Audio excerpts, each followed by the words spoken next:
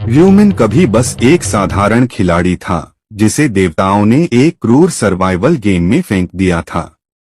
System ने उसे 100 जीवन दिए थे और वह बार बार मरता रहा, घातक मंजिलों पर चढ़ते हुए, जबकि उसके आसपास असंख्य लोग गिरते रहे।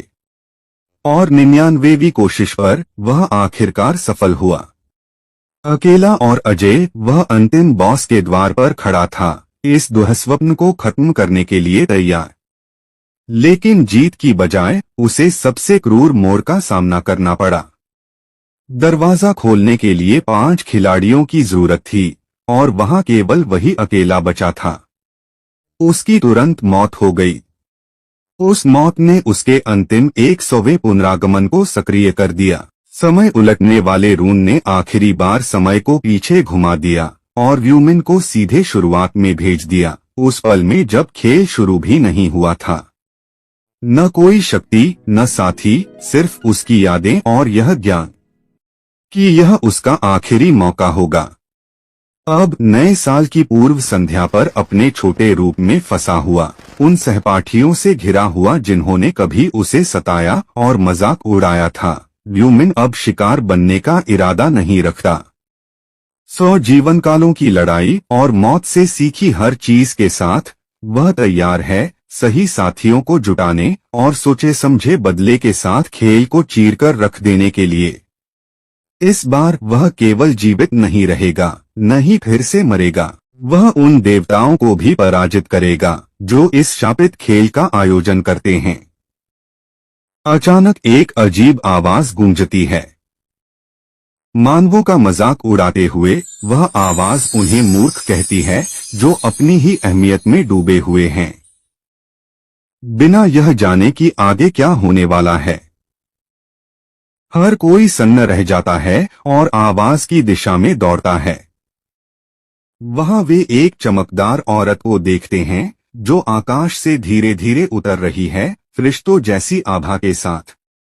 वह उन्हें ऐसे देखती है मानो वे कुछ भी न हो और मनुष्यों की तुलना पिंजरे में फंसे दयनीय बंदरों से करती है। लोग मंत्रमुग्ध होकर उसे देखते रहते हैं। कुछ सोचते हैं कि यह कोई हाईटेक होलोग्राम है, तो कुछ उसकी दिव्य सुंदरता पर मोहित हो जाते हैं। लेकिन मिन, जिसने यह दृश्य 99 बार देखा है, अब इसे शानदार से अधिक अपमानजनक मानता है। फरिश्तेनुमा औरत मुस्कुराती है, उसी तिरस्कार भरी नजर के साथ, और मनुष्यों का मजाक उड़ाती है कि वे इतनी आसानी से उस पर मोहित हो गए। भीड़ में से एक आदमी चिढ़कर उसे उड़ता हुआ रद्दी का टुकड़ा कह देता है। मिन तुरंत समझ जाता है कि इस आदमी ने अभी अभी अपनी मौत पर मुहर लगा दी है। और सचमुच उसका चेहरा खूनलाल चमकता है। वह गुस्से में उसकी गर्दन एक झटके में उड़ा देती है। खून की बौछार चारों ओर फैल जाती है, लोग डर से जम जाते हैं। अब वह सुग्रेसफुल फरिश्ता नहीं बल्कि निर्दयी जल्लाद बन चुकी है। वह बाकी सभी को चेतावनी देती है, जो भी उसके खिलाफ बोलेगा उसका अंजाम भी यही होगा। फिर वह उन्हें खेल के बारे में बताने लगती है। कुल 20 राउंड होंगे, हर महीने एक। उनकी आत्माएं दूसरी दुनिया में भेजी जाएंगी जहां उन्हें दिए गए मिशन को पूरा करना होगा। मिशन पूरा करने पर वे वास्तविकता में लौट आएंगे, लेकिन उसने साफ कर दिया कि यह जीवित रहने की गारंटी नहीं है। केवल आधे लोग ही जीवित बाहर निकल पाएंगे। 18 मिलियन लोगों को चुना गया है। केवल 15 से 29 वर्ष की उम्र वाले ही लिए जाएंगे। बाकी सबको पीछे छोड़ते हुए केवल चुने हुए लोग ही लिए जाएंगे। तभी एक बूढ़ा व्यक्ति जोर जोर से हंस पड़ता है, चिल्लाते हुए कहता है कि वह तो बच गया। उसकी यह हरकत तुरंत योंग मिन के एक गुर्गे को चिढ़ा देती है। वह बूढ़े को कॉलर से पकड़ लेता है और लड़ाई शुरू करने की कोशिश करता है। योंग मिन तुरंत बीच में आता है और अपने आदमी को चुप करा देता है। वह उसे चेतावनी देता है कि अगर उसने हालात को समझने की कोशिश नहीं की तो यह उसके लिए सचमुच जानलेवा साबित होगा। तभी वह स्वर्गीय औरत घोषणा करती है कि 1.8 करोड़ 18 मिलियन लोग इस खेल में हिस्सा लेने वाले हैं और तुरंत ही टेलीपोर्टेशन प्रक्रिया शुरू कर देती है। हर कोई एक ऐसे स्थान पर पहुंच जाता है जहां वे एक दूसरे को देख नहीं सकते। वहां उन्हें आत्मा स्थानांतरण सोल ट्रांसफर से पहले अपना अवतार बनाने को कहा जाता है। वह चेतावनी देती है कि चुनाव सोच समझकर करें, क्योंकि दूसरा मौका नहीं मिलेगा। मिन वही अवतार चुनता है जो उसने पिछली 99 जिंदगियों में चुना था और उसे फिर से ब्लैक साइथ नाम देता है। पुष्टि करने के बाद वह खुद को एक हरी भरी घास के मैदान में खड़ा पाता है। वह इस शरीर को इतना लंबे समय से रखे हुए है कि अब यह उसे उसके असली शरीर से भी ज्यादा वास्तविक लगता है। तभी बाकी प्रतिभागियों को भी टेलीपोर्ट कर दिया जाता है। किसी के चेहरे पर ज्यादा डर नहीं दिखता, बल्कि एक लड़का तो इतराते हुए अपने दोस्त से पूछता है कि क्या वह उसके जैसा दिख रहा है। मिन पहले से ही जानता है कि मामला क्या है।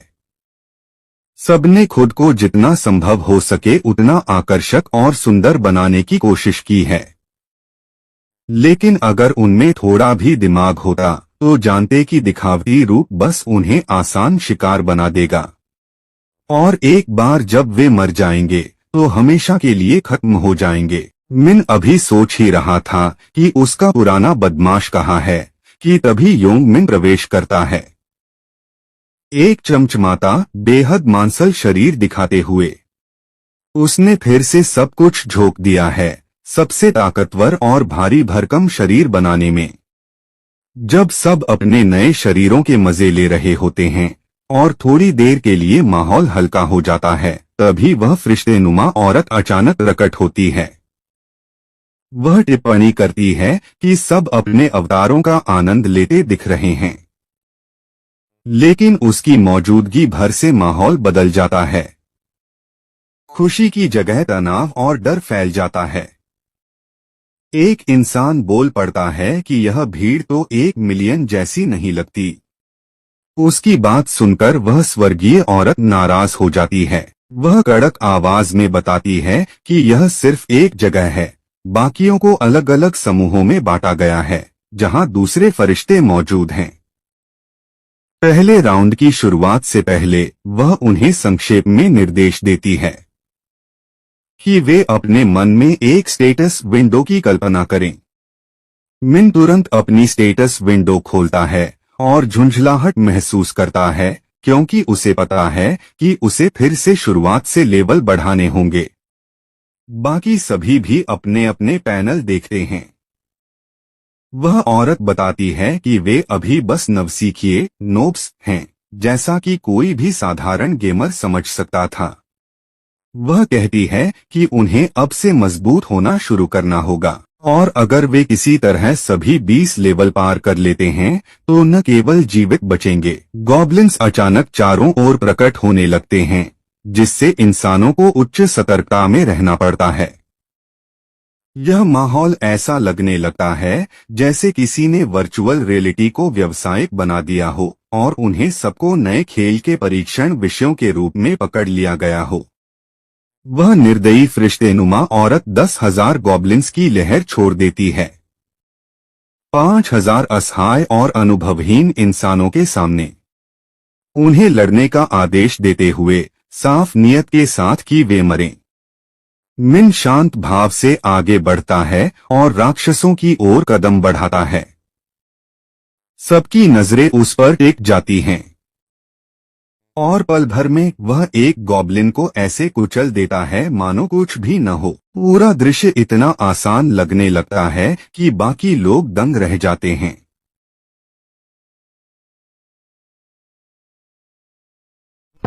मिन जानता है कि पहला प्रभाव हमेशा याद रहता है और वह चाहता है कि सबको यह अच्छे से याद रहे कि वह कौन है। कारण बिल्कुल सीधा है। वह चाहता है कि कोई परेशानी करने वाला कीड़ा मकोड़ा के आसपास न फट, और इसके लिए जरूरी है कि वह सबको ताकत पर यकीन दिलाए। साथ वह उस फरिश्ते नुमा औरत का ध्यान और खींचना चाहता है। इन सभी मकसदों को एक साथ पूरा करने वह शानदार प्रदर्शन करता है कि देखने वाले सोचने लगते हैं कि क्या यह कोई गुप्त सैनिक कार्यक्रम से मिला हुआ एडवाही। ऊपर से उसका नाम ब्लैक सिन भी सबको बहुत कूल लगता है। मीन की पेशेवर लड़ाई को देखकर बाकी लोग भी उत्साही हो जाते हैं। वे सोचते हैं गॉब्लिन शायद सबसे कमजोर राक्षस है, तो वे भी कोशिश करने लगते हैं। लेकिन जैसे ही वे घमंड में आने लगते हैं, एक गॉब्लिन अचानक से एक इंसान को सीधा छुरा घोंप देता। तभी साफ हो जाता है कि यह कोई हल्का फुल्का लल्लू खल्लू ट्यूटोरियल नहीं, बल्कि एक कठोर मुकाबला है। हर तरफ अफरा तफरी मच जाती है। मदद करने के बजाय सब अपनी जान बचाने के लिए भागते। गॉब्लिन्स की भीड़ पर टूट पड़ते हैं और चारों ओर कत्लेआम शुरू हो जाता है। मिन जानता है कि उनके दिमाग में क्या चल रहा है। ज्यादातर लोग सोच रहे हैं कि यह बस एक खेल है, लेकिन वह जानता है कि जल्द ही उनकी जीवित रहने की प्रवृत्ति हावी हो जाएगी और तब वे बस भागेंगे, बाकी को पीछे छोड़ते हुए। मिन खुद भी ऐसा ही भागा था। उसे यह समझने में पूरे 2 लाइफ लगे कि यहाँ राक्षस से भागने का कोई फायदा नहीं है। एक लड़की भागने की कोशिश करती है, लेकिन सीधे एक अदृश्य दीवार से टकरा जाता। अब सबको साफ हो जाता है भागने का कोई रास्ता नहीं है, उन्हें लड़ना ही होगा। आधुनिक इंसान जिन्होंने कभी कीड़ा भी नहीं मारा था, अब गॉब्लिन्स को मारने पर मजबूर थे, सिर्फ इसलिए कि वे जिंदा रह सके। उन्हें अपनी असली पहचान बदलनी पड़ रही। लोग एक एक करके मरने लगे और बचे हुए मदद की गुहार लगाते। इसी बीच वह निर्दयी फरिश्ता उस हत्याकांड का मजा ले रही है। उसे पता है कि गॉब्लिन्स भले ही अकेले में कमजोर, लेकिन झुंड में और हथियारों के साथ वे डरावने राक्षस बन जाते। वह मीन में दिलचस्पी लेने लगती है, ठीक जैसा उसने चाहा था। वह झुलझुलाती है। खिलाड़ियों की जानकारी सीधे नहीं देख सकती सिवाय उनके क्वेस्ट प्रगति के, लेकिन फिर भी ब्लैक साइज को देखकर उसे मजा आता है। मीन गॉब्लिन्स को बड़ी आसानी से काटता छाटता है, जैसे वह बच्चों का खेल हो। उसका लक अब सिर्फ 1/4 बचा था और वह तेज हो जाता है, निर्दयता से मारते हुए, जब तक बाकी गॉब्लिन्स जान बचाकर भागने नहीं लगते। वह अपनी सांसें संभालता है और स्टेटस में खोलता है। अब वह केवल लेवल 4 पर पहुंचकर हर बार लेवल बढ़ने पर 2 स्टेट पॉइंट्स थे। मीन सारे पॉइंट्स स्पीड पर लगाता है। उसे पता है कि इस खेल में स्पीड बढ़ाने से हमला करने और चलने की गति दोनों ही बढ़ते हैं, और उसके पिछले अनुभव ने उसे सिखाया है कि शुरुआत में स्पीड से ज्यादा अहमियत कोई स्टेट की नहीं है। और अब वह सोचता है कि समय बर्बाद नहीं करना चाहिए। वह अपनी ब्लेड को फेंक देता है, जो बूमरैंग की तरह लौटती है और कई राक्षसों को काट दे। बाकी गॉब्लिन्स डर कर जम जाते हैं। मीन उन्हें भी खत्म कर देता है और क्वेस्ट पूरा कर लेता है। पहला राउंड उसके लिए आसान रहा। अब वह सोचता है कि उसे ऐसा क्यों किया। असल वजह सिर्फ फरिश्ते का ध्यान खींचना नहीं था, वह दुनिया का पहला खिलाड़ी बनना चाहता था जिसने क्वेस्ट पूरा किया हो। एक सुनहरी क्वेस्ट विंडो प्रकट होती है, उसमें सिर्फ 10 मिनट 21 सेकंड में क्वेस्ट पूरा किया। पहला स्थान। मीन जानता है कि पहले 3 विजेताओं को खास इनाम मिलते हैं। पहला स्थान पाने पर उसे एक रेयर हथियार टिकट और वर्ल्ड मैप पर पहले स्थान के लिए एक यूनिक रिवॉर्ड बॉक्स मिलता है। वह प्लेयर मैप का इनाम खोलता है। कई हथियार विकल्पों में हैं। वह स्लेटी रंग के स्लेटों को चुनता है। एक शुरुआती स्तर का खंजर पुराने बेकार वाले को फेंक देता है। वह वर्ल्ड मैप का इनाम बाद के लिए बचा लेता है। स्टेटस मेनू में देखता है कि बाकी अभी भी गॉब्लिन से जूझ रहे हैं। मीन को नया टाइटल मिलता है लास्ट टाइम ट्रैवलर, जो उसे पिछले 99 जीवन में कभी नहीं मिला। वह उत्सुकता से अपना रून इस्तेमाल करता है और उसे रून ऑफ टाइम रिवर्सल मिलता है, लेकिन जैसे कि वह उसके शरीर पर अंकित होने लगता है, सिस्टम चेतावनी देता है कि रून का अवशेष पहले से मौजूद है, इसलिए अंकन असफल हो गया। मीन को हैरानी नहीं होती। अगर यह काम कर जाता तो वह एक अनंत टाइम रिवर्सल ग्लिच बन जाता, जो बहुत ही शक्तिशाली होता है, लेकिन सिस्टम बताता है उसकी 100 रिग्रेशन के कारण उसे एक नया टाइटल मिलता है। वह टाइटल उसे मौत के बाद एक बार पूरी तरह से पुनर्जीवित होने की शक्ति देता है। यह कौशल सामान्यतः सिर्फ प्रीस्ट क्लास को मिलता है, वह भी केवल 30% स्वास्थ्य के साथ, लेकिन उसका टाइटल पूरी रिकवरी देता है। मीन इस शक्ति से चकित हो जाता है और उसे छुपाने के लिए तुरंत हाइट फीचर का सोचता है और किसी ने क्वेस्ट पूरा किया या नहीं। उसे योंग मिन अपने दोस्तों के साथ लड़ते दिखता है और जान जाता है कि वह भी इस राउंड से बच जाएगा। जैसे ही इंसानों की संख्या गॉब्लिन्स के बराबर पहुंचती है, फरिश्ता और गॉब्लिन्स बुला लेती है। इस बार 50,000 मानव बुरी तरह दब जाते हैं। गिरे हुए इंसानों के शव गायब होने लगते हैं। उनके प्रियजन निराशा में चीखते हैं। आखिरकार क्वेस्ट काउंट 5000 से पार हो जाता है और गॉब्लिन्स गायब हो जाते हैं, जो भी हवा में गायब हो जाते हैं। पीछे कोई निशान नहीं छोड़ते। एक आदमी चीखता रहता है कि उसे बस एक गॉब्लिन्स और मारना था, लेकिन नियम नहीं बदलते। हर राउंड में सिर्फ आधे ही आगे बढ़ते हैं। बचे हुए भयभीत खड़े हैं। फरिश्ता कहता है कि उन्हें अपनी जिंदगी के लिए आभारी होना चाहिए और चेतावनी देती है कि अगर अगला राउंड पार करना है, कि अगर वे दूसरी बारी तक पहुंचना चाहते हैं कि तो उन्हें और मेहनत करनी होगी। उन्हें जाने से पहले सिस्टम उनके इनाम और लीडर बोर्ड दिखाता है। हर किसी को 1000 गोल्ड कॉइन मिलते हैं जिन्हें वे केवल लेवल 10 पर पहुंचने के बाद खरीदने में इस्तेमाल कर सकते हैं। लीडर बोर्ड की वजह से अब हर कोई हमारे हीरो के बारे में जान जाता है। ठीक जैसे उसने योजना बनाई थी, उसका पहला स्थान एंजल का ध्यान खींच लेता है और वह उससे पूछती कि वह इतना शक्तिशाली कैसे हो गया, क्या उसे कोई असामान्य ऋण मिला है। ब्लैक साइड उसकी खिल्ली उड़ाते हुए पूछता है कि क्या वह देख नहीं सकती कि उसे कौन सा ऋण मिला है। यह सुनकर परी औरत तुरंत अपना रवैया बदल देती है और सब कुछ जानने का दावा करती है ताकि अपनी प्रतिष्ठा बनाए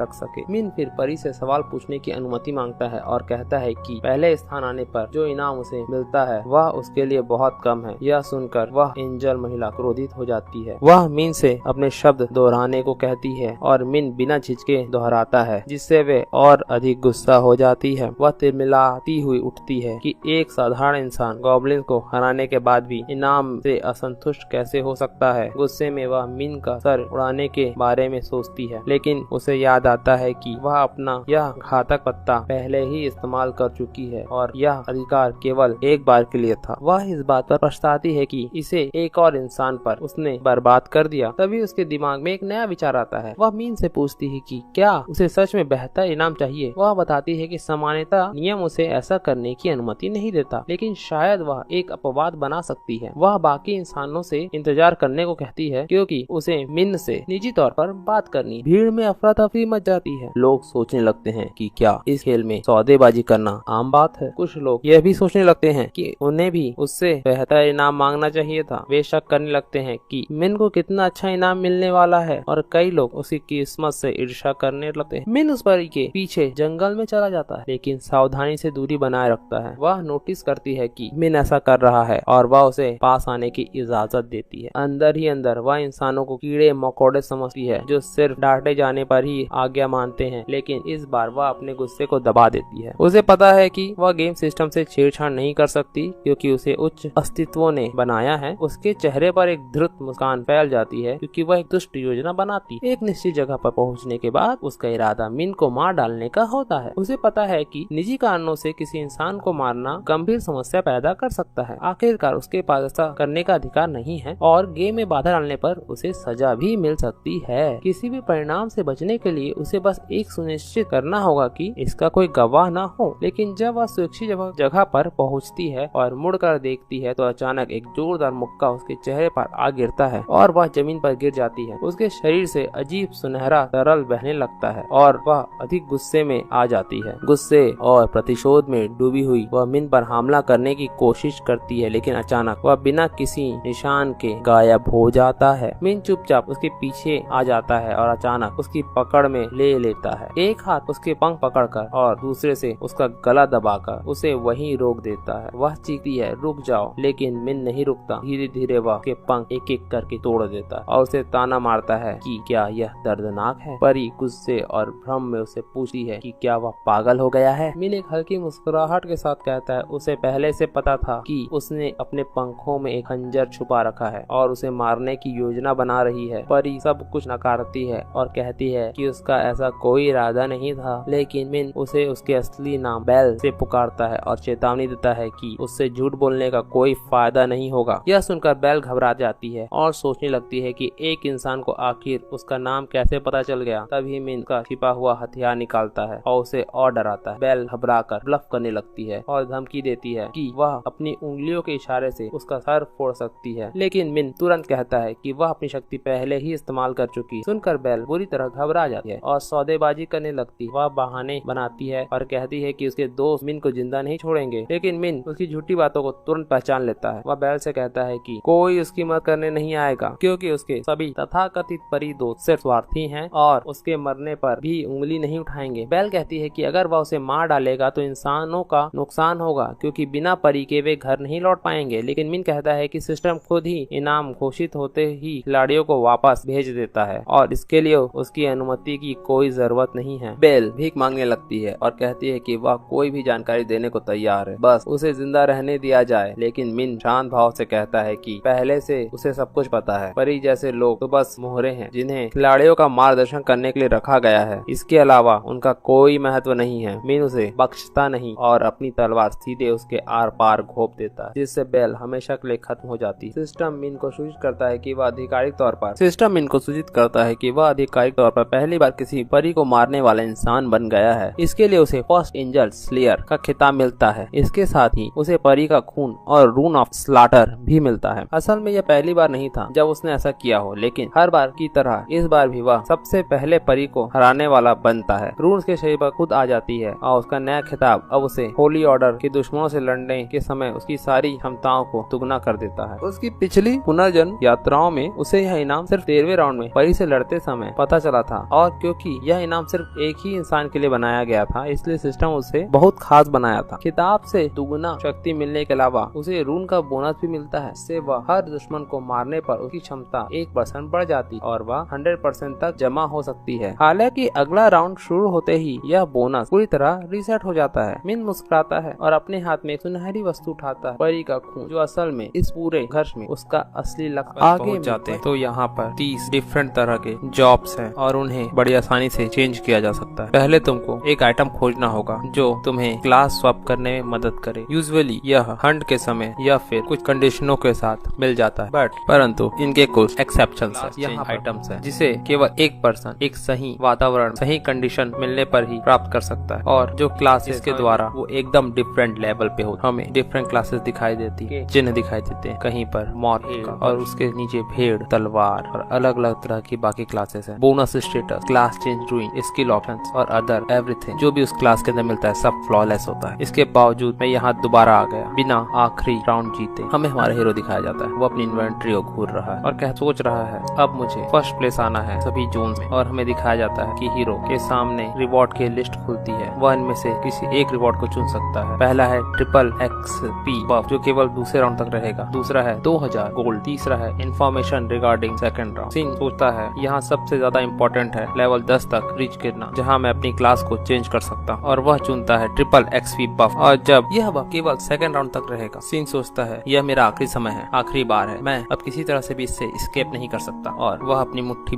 उस एंजल को देखता है जो गायब हो रही और सोचता है मुझे और स्ट्रॉन्ग बनना होगा चाहे कुछ भी हो जाए। उसके सामने वह एक्सचेंज परी गायब हो जाती और एक पॉपअप शो होता है। फर्स्ट राउंड ओवरऑल सभी एरिया से सर्वाइवल है 900 करोड़ लोग, और एरिया है ESKS 45 से 5, सर्वाइवर्स 5143। और बताया जाता है कि प्लेयर्स की सोल उनकी ओरिजिनल बॉडी में जल्दी ही ट्रांसफर कर दी जाएगी। और सेकंड राउंड होगा 1 फरवरी और हम मिलेंगे आपसे सेकंड राउंड में। Congratulation, celebration. आगे हमें लोग अपनी ओरिजिनल बॉडी में आते हुए दिखाई देते हैं, सभी हैरान है, सबकी आंखें फटी हुई, और वो अपनी उसी जगह वापस लौट आए हैं जहाँ से वो गए थे, न्यू ईयर सेलिब्रेशन जगह से। तभी वो लड़का सोचता है आखिर क्या हुआ था, क्या सभी लोग पास आउट हो गए थे मेरी तरह, क्या मैं पास आउट हो गया था, क्या मुझे एक ऐसा सपना दिख रहा था जो सचमुच का था। सभी अपने सर पे हाथ रखे उठ रहे। वह लड़का सोच रहा कि मेरा सर फट जाएगा। मुझे एक बड़ा अजीब सा ड्रीम दिखाई दिया। वह अपनी घड़ी को देखता जिसमें 5:20 हो रहे थे, संडे और जनवरी 1 नया साल। वह सोचता है इतने समय रात 12 बजे से लेके सुबह 5:20 तक मैंने उस सपने में जिया। बाकी लोग बोल रहे हैं मेरा सर, मेरी पूरी बॉडी दर्द कर रही है। एक कहता है तुम उठ गए। दूसरा पूछता है लड़के से योंग मिन, क्या मैं बेहोश हो गया था? योंग मिन कहता है हाँ, सभी कोई यहाँ बेहोश हो गए थे। दूसरा लड़का कहता है क्या हम सब? क्या हुआ था? मुझे एक बड़ा अजीब सा सपना दिखाई दिया। दूसरा कहता है मुझे भी अजीब सा सपना दिखाई दिया। और पूछते हैं योंग मिन तुम्हारे बारे में क्या? योंग मिन पीछे मुड़ता है, बोलते हैं हाँ, पर मुझे लगता है हम सचमुच में वापस आ गए हैं। कुछ लोग कह रहे हैं मैं जिंदा हूँ, मैं जिंदा हूँ। क्या हम अभी गॉब्लिन से लड़ रहे थे? ओह मेरा सर। तो सबको समझ में आता है कि यह कोई ड्रीम नहीं था, ये रियलिटी। और जो पहला राउंड और गॉब्लिन वो सब कुछ सच। और ये सब दोबारा होगा 1 फरवरी को। लोग एक दूसरे को गालियां दे रहे हैं। तभी बगल में कोई लेटा पड़ा। कुछ लोग अभी तक उठे नहीं थे, कुछ लोग उन्हें उठाने की कोशिश कर रहे थे, ये अभी तक उठ क्यों नहीं रहे हैं। हाँ, तभी उन्हें एक घटिया रियलिटी का एहसास होता है। जो लोग राउंड में सरवाइव नहीं कर पाए थे वो सचमुच में इस दुनिया में मर चुके थे। और ये एहसास ही उनके रोंगटे खड़े करने के लिए काफी था। उनके हाथ कांपने लगते हैं और ये एहसास उनकी सिट्टी पिट्टी कूल कर देता है। मतलब वहाँ मरना और यहाँ मरना सब एक बराबर है। और वहाँ पर वे सभी लाशों के बीच खड़े, ये एहसास उनकी उनकी रूह कब जाए। किसी ने अपने चहेतों को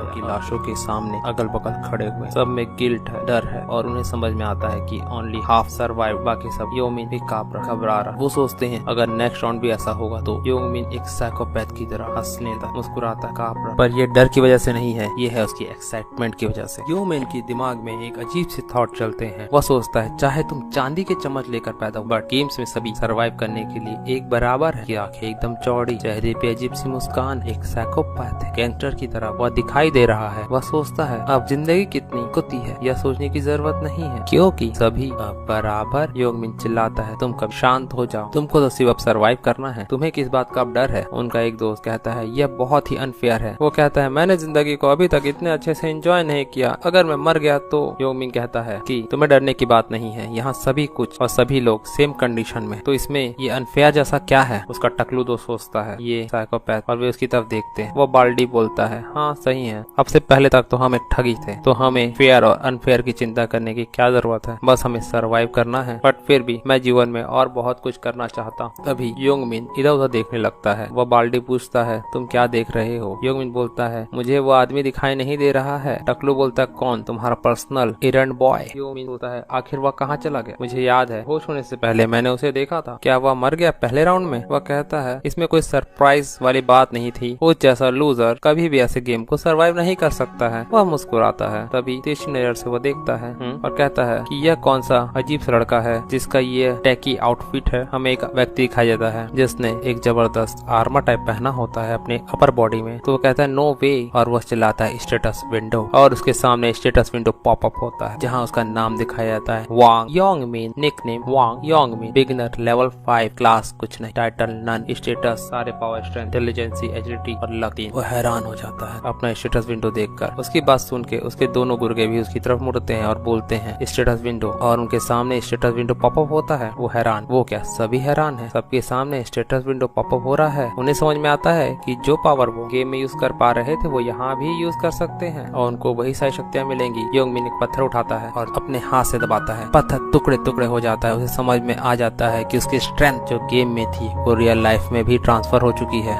वो एक मुस्कुराता है, पत्थर के चूरे को हाथ से जाने देता है, कहता है this is awesome. News broadcast होता है आज सुबह समथिंग अनबिलीवेबल हुआ, लगभग 10,000 सिटीजन लॉस्ट अपना कॉन्शियसनेस और एक गेम में चले गए। चलिए हम उनका पहला वीडियो देखते हैं। उसमें वही परी दिखाई जाती है जो सिटीजन से बात करती है, उनकी भगदड़ दिखाई जाती है और इस घटना को नाम दिया जाता है मास पेंटिंग। न्यूज में ये घटना चल रही है और बताया जाता है ये सिर्फ हमारे कंट्री में ही नहीं, लगभग 128 कंट्रियों में भी हो रहा है। सोशल मीडिया का सबसे हॉट टॉपिक बन चुका है ये। कोई बंदा स्क्रॉल करते हुए देख रहा है और ये है हमारा हीरो मिन। वह कहता है आखिर ये फाइनली चालू हो गया, बट ये तो बस शुरुआत है, अभी तो मरने वालों की खबरें आना चालू होंगी। बट एक्चुअल प्रॉब्लम तो कुछ और है। अब सर्वाइवर्स को प्लेयर्स कहा जा रहा है और इनके नंबर्स को असेस किया जा रहा है। मिन सोचता है असली बात तो ये है कि जो पावर आपके पास गेम्स में थी वह आप गेम से बाहर लेके अपने साथ आ पा रहे हो। हाई स्टेट वाले प्लेयर्स का इफेक्ट अभी तो इतना ज्यादा नहीं है, बट जैसे जैसे प्लेयर्स लेवल अप करेंगे वो एक बहुत ही बड़े ट्रांसेंडेंटल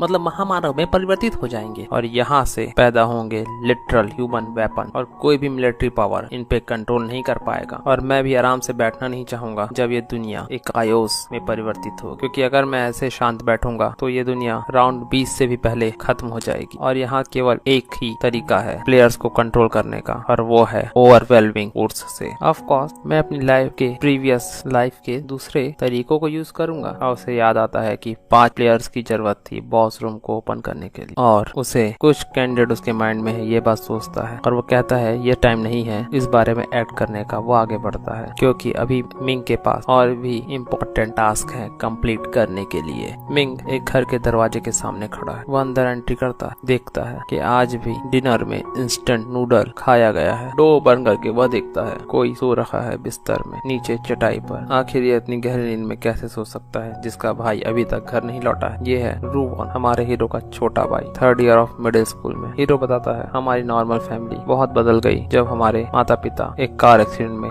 मारे गए और जो सबसे बड़ा परिवर्तन हुआ वह यह था कि मैं एक लौता गार्डियन बन गया अपने छोटे भाई का। हमें उसके भाई के हाथों में चोट के निशान, पीठ में चोट के निशान साफ दिख रहे। वह उसके बैंडेज को लगाता है और उसका भाई धीरे से आंखें खोलता है, कहता है भाई। मिंग कहता है वॉनी वेक अप, सुबह हो गई है। वॉनी बोलता है ओ पर अभी तो केवल 6 बजे है। योंग मिन उसके चादर को खींचता है। वानी हैरान है। मिंग कहता है हमारे पास सोने का समय नहीं है, चलो। वानी कहता है क्या हुआ? वो अपना सामान पैक करते हैं। मिंग कहता है मैं तुमको सब कुछ बताऊंगा, पहले अपने कपड़े बदल लो। उसका भाई दोबारा पूछता है जमाई लेते हुए, आखिर क्या हुआ है इस दुनिया में? अभी तो सूरज को दुखने दो, मुझे सुना है। मिंग कहता है सुनो मैं जो बोल रहा हूँ ध्यान से, ये सोने का समय नहीं है, आराम से। ये पूरी दुनिया है कचरे में और मैं पित्तल थी। वानी कहता है मुझे तो लगा था तुम बेल टोलिंग सेरेमनी जैसा कुछ देखने गए थे, कुछ हुआ है कि वहाँ पे? मिंग कहता है चलो बस बाहर आओ, हम चलते चलते बात करेंगे। वो बाहर निकलते हैं। वानी भी ड्रेस चेंज करके उसके साथ पीछे पीछे आने लगता है। वानी मिंग को क्यूरियोसिटी भरी निगाहों से देख रहा है और सोच रहा है आखिर क्या हुआ ऐसा जो मेरा भाई हो गया इतना सीरियस, कैसा? मिंग कहता है वानी तुमको शायद पता नहीं है कि दुनिया में क्या हुआ। वानी कहता है तुम मुझे डरा रहे हो, मेरे सोते तक क्या दुनिया इतनी बदल गई? मिंग कहता है यकीन नहीं हो रहा तो अपने ट्रेंडिंग सर्च को देखो। वानी मोबाइल खोलता है, सर्चेस को देखता है, कहता है ये सब क्या है? एंजल अपीयर, दूसरी दुनिया। मिंग कहता है प्रिसाइजली, केवल उनकी सोल ही दूसरी दुनिया में गई थी। वानी कहता है डोंट टेल मी, तुम भी? मिंग कहता है हाँ, और मैं बड़ी मुश्किल से बचकर आ पाया 100 गॉब्लिन्स को मारने के बाद। वानी कहता है व्हाट, सच में? तुम्हें कहीं चोट तो नहीं लगी? मिंग कहता है मेरे बारे में चिंता मत करो। वानी कहता है आखिर कैसे ना करूं? एक छोटे भाई की तरह उसकी आंखों में उसके लिए फिक्र साफ साफ दिखाई दे रही है। उसे अपने माता पिता याद आते हैं और वह मन में सोचता है आखिर तुम मेरी इकलौती फैमिली हो। वानी सोचता है ऑफ कोर्स, मुझे पता है कि तुम्हारे पास आंतरिक शक्ति किसी और से बहुत ज्यादा है, इतनी कि तुम मम्मी पापा के जाने के बाद की खाली जगह को भर सकते, बट इनर स्ट्रेंथ और 100 गॉब्लिन्स को मारना दोनों ही अलग मैटर, और तुम फिजिकली इतने स्ट्रॉन्ग भी नहीं हो। मिंज बोलता है मुझे पता है तुम क्या सोच रहे हो। वानी बोलता है अच्छा, that place that has a status system like game, तो एक्चुअल फिजिकल कंडीशन वहाँ मैटर नहीं करती, सो मेरे बारे में चिंता करना छोड़ो। वानी बोलता है अच्छा तो ये सब ऐसा था? फिर भी हीरो बोलता है मैं तुमसे शर्त लगा सकता हूँ कि बाद में मैं कैसा होऊंगा, कितना शक्तिशाली तुम सोच भी नहीं सकते, और कहता है फॉलो मी अगर तुम्हें जानना है। वानी कहता है नो, मैं एक कदम भी आगे नहीं बढ़ाऊंगा जब तक मुझे ये नहीं बताओगे कि हम कहाँ जा रहे हैं। मिंग उसके हाथ के घाव को देखता और कहता है अपने भाई से हम जा रहे हैं बैंग तेंग्यू गैंग के हेड से मिलने। ऐसा बोल हमारा हीरो अपनी तेज नीली नजरों से भाई की ओर देखता है। बैंग तेंग्यू तुम्हें परेशान कर रहा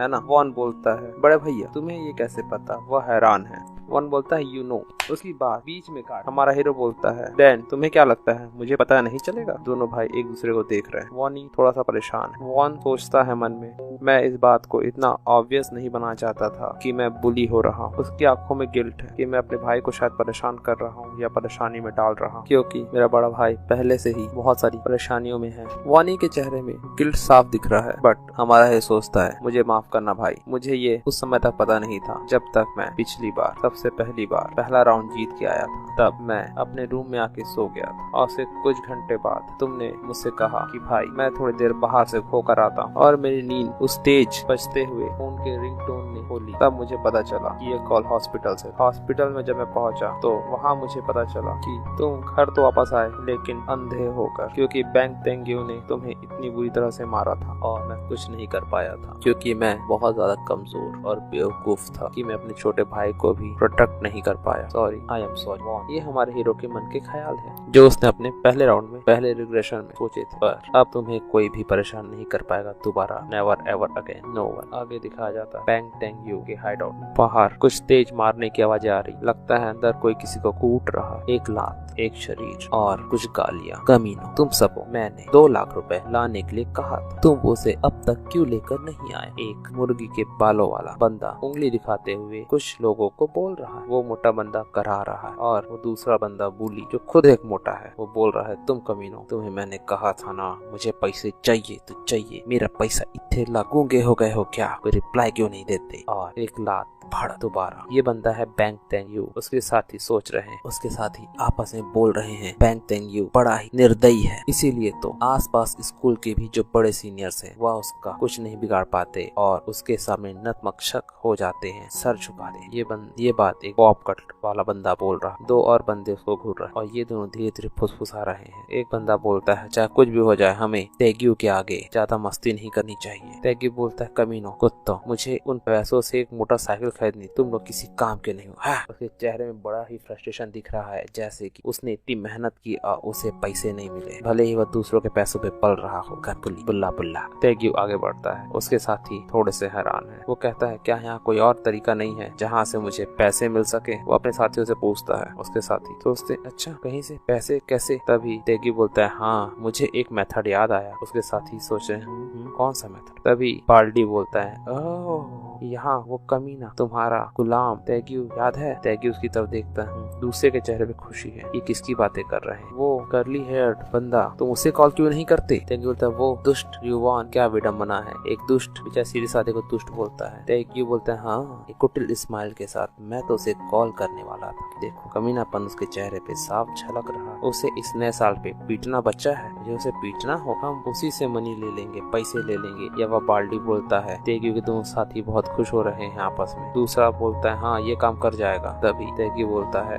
हे वह कमीना बिल्कुल करीब है, उसके पास कुछ है नहीं। बाल्डी बोलता है क्या? तेग्यू बोलता है मेरे द्वारा कुट मार खाने के बाद, कुत्तों की तरह पीटने के बाद वह बंदा एक पैसा नहीं ला पाया, वो किसी गरीब सी जगह पे रहता है। वह टकला बंदा बोलता है तो क्या करे, कौन सा तरीका इस्तेमाल करे? तेग्यू बताता है कि उसके तो माता पिता भी नहीं है, वो अपने बड़े भाई के साथ रहता है। तभी तेग्यू की आंखें चौड़ी हो गई हैं कुछ देखकर। वो बाल्डी बोलता है तेग्यू क्या हुआ? उसके दोनों साथी पीछे मुड़ के देखते हैं, वो भी हैरान है। क्या? और हमें दिखाई देता है वानी अपने भाई हमारे हीरो मिंग के साथ वहाँ खड़ा है। मिंग एकदम हीरो की तरह एंट्री ले रहा है। तेग्यू बोलता है उसके दोनों साथी भी खुश हो गए हैं। तेग्यू बोलता है शैतान का नाम लिया और शैतान हाजिर। पता नहीं वो अपने बारे में क्यों बता रहा है, वो बात सही करता है पर यहाँ शैतान में। तेग्यू जोर से चिल्लाता है यू वॉन, तुम कमीने। वानी धीरे से डरते हुए कह रहा है और उसके हाथ कांप रहे, पर जिन की आंखें एकदम तेज है जैसे वो इसे अभी ही खाल उधेड़ दे। वह अपने जेब से हाथ नहीं निकाल रहा। तेग्यू चेहरे पे गुस्सा लिए वानी को घूरता है और सोचता है ये वानी के साथ कौन है? इसके एब्स्ट्रैक्शन बहुत ही एनोइंग है। तेग्यू पूछता है ओ दोस्त तुम कौन हो जो मेरे गुलाम के बगल में खड़े हो? ये चीज मुझे परेशान कर रही है। वानी हकलाते हुए बोलता है ये बट उसके सेंटेंस को कंप्लीट करता है जिन, मैं हूँ इसका बड़ा भाई। इसके चेहरे में गजब की स्माइल है, आंखों तेज, और हमें मैं हूं ना याद आ जाता। लक्ष्मण मैं हूं ना, और उस शाहरुख खान की तरह मैं हूं ना बोलने के बाद तेग्यू बोलता है अच्छा बताता हूँ मैं तुमको, ये मैं हूं ना में हीरो तो मैं। अपनी मुट्ठियों को वो भींचता है, अपनी हड्डियों को कड़कड़ाता है और कहता है आज तुम और तुम्हारा भाई दोनों मरेंगे। तभी तेग्यू नीचे देखता है, उसका साथी मुस्कुरा रहा है और उसके तेग्यू के जो गुर्गे हैं वह आगे बढ़ते हैं उन्हें पीटने के लिए कि आज तो होगा कत्लेआम। एक पूछता है वॉन क्या तुम्हारा भाई फाइटिंग में अच्छा है? जिन ने अभी तक अपने जेब से हाथ नहीं निकाला था, उसका हाथ के जैकेट में ही। एक बंदा जिन के सामने आके उससे अपनी हाइट नापता है। ओह तुम तो बहुत छोटे से। बट अचानक एक बूम मुक्का उस मास्क वाले आदमी के चेहरे पे लगता है और वह खून थूकता हुआ गिर जाता है सीधे। बाकी लोग हैरान हैं। दूसरा बंदा बॉब कट उसके ऊपर कूदता है, बट वो हमारे हीरो के सामने कहाँ टिकने वाला था। जिन हल्का सा साइड होता है और एक जोरदार मुक्का उसके टेम्पल पे दे मारता है। वह साइड फेंकाता है दूर हवा में उड़ते हुए। तभी दूसरा तुम कमीने तुम्हारी हिम्मत कैसे हुई? वो मास्क वाला बंदा खड़ा होता है, वो टकला उसकी तरफ कुटिल स्माइल मरो करके दौड़ता है। बट जिन दोनों को एक एक मुक्के में डिशुम हराशाई कर देता है। तीनों ही जमीन पे गिरे हुए हैं। इधर तेग्यू शायद एक्साइटमेंट में कांप रहा है और वो हंसता है कोई तो मिला। तेग्यू पूछता है ये तो बस एक नर्ड है, इसने शायद कहीं से बॉक्सिंग या कुछ ऐसा ही सीखा है और इस स्किल के साथ ये मुझसे लड़ने आया है। तेग्यू बोलता है ओए वानी के बड़े भाई, तुम अपने आप को इतना हीरोइस्ट समझ रहे हो कि तुमने कहीं से बॉक्सिंग या ऐसा कुछ सीख के आए हो, पर तुम्हें नहीं पता तेग्यू हाइट में हमारे हीरो से काफी लंबा चौड़ा और टकट्टा है। वो कहता है कि बॉक्सिंग में वेट क्लास की एक अहमियत हो। तभी हमारा हीरो कहता है लगता है तुमने न्यूज नहीं देखा। और तेग्यू बोलता है कौन सी न्यूज? उसे पता नहीं था वो मास और प्लेयर वाली चीजों के बारे में। हीरो बोलता है तुझे कुछ नहीं पता। तेग्यू बोलता है कौन सी न्यूज कमीने? और उसके बाद मुक्का लेके पड़ता है। बूम साइड हट के उसके मुक्के को डॉज करते हुए जिंग उसके सारे अटैक को डॉज कर लेता है। तेग्यू बोलता है तुम भागती गिलहरी, कभी किक कभी पंच और गालियां लगातार चल रही हैं, पर कोई भी कुछ भी जिन को छू नहीं पा रही। हाफ हाफ के तेग्यू की आंखें धुंधली पड़ गई। तेग्यू बोलता है सब कुछ तो गड़बड़ है, कुछ तो गड़बड़ है। मैं उसकी सांसें फूल रही है, उसे अच्छे से दिखाई दे रहा है। मैं एक भी पंच हिट क्यों नहीं कर पा रहा हूँ? अगर तुमने न्यूज देखा होता तो हमारे हीरो के हाथ में एक ब्लू ऑरा दिखाई देता है। उसने मुट्ठी बंद की और कहता है तुम मुझ पे हमला करने की सोचते भी नहीं। और एक जबरदस्त पंच तेग्यू के चेहरे पड़ता है और उसका वेट क्लास धरा का धरा रह जाता, क्योंकि जिन है एक आंखों के साथ। वह पंच तेग्यू उसकी औकात एहसास दिलाने के काफी था। तेग्यू हिल जाता है और कहता है तुम, लेकिन उसका ये बोलने से पहले एक दूसरा पंच तेग्यू मारने की कोशिश करता है। बट हमारा हीरो जिसने अपने सारे पॉइंट अपनी एजिलिटी में डाल के रखे थे, उसकी स्पीड इतनी ज्यादा थी कि तेग्यू का पंच सिर्फ हवा को लगता है और वुश एक और पंच तेग्यू के गाल पे धड़ाम धड़ाम धड़ाम। तेगियो अपने हाथ को मुंह में रख लिया है और कांप रहा है। उसके पैर लड़खड़ा रहे हैं और वो बोलता है, क्या तुम्हें लगता है कि एक सिंगल पंच से मैं गिर जाऊंगा? तेगियो के नाक और मुंह से खून बह रहा, दांत टूट चुके और इसने उसे गुस्सा दिलाने के लिए काफी था। वो पागल हो जाता है, जोर से चिल्लाता है, मैं तुम्हें मार डालूंगा। बट हमारा हीरो उसके बट को ही तोड़ देता है, उसके पंच को डॉज करता है और उसके हाथ को कसकर पकड़ता है और दूसरे हाथ से चेहरे पे एक तो तेगियो हिल नहीं पा रहा है, लड़खड़ा रहा है। उसके आसपास खड़े हुए बाकी लोग हैरान हैं। तेगियो बोलता है, ये आदमी मुझसे जानबूझकर चेहरे पे ही मार रहा है, ये फिसलता हुआ आदमी, बस मैं एक पंच, सिर्फ एक पंच उसे मार दूं। बट तेगियो ने अपना एक हाथ अपने जेब में डाल के अभी भी रखा हुआ है और वो सिर्फ एक हाथ से पीट रहा है तेगियो को।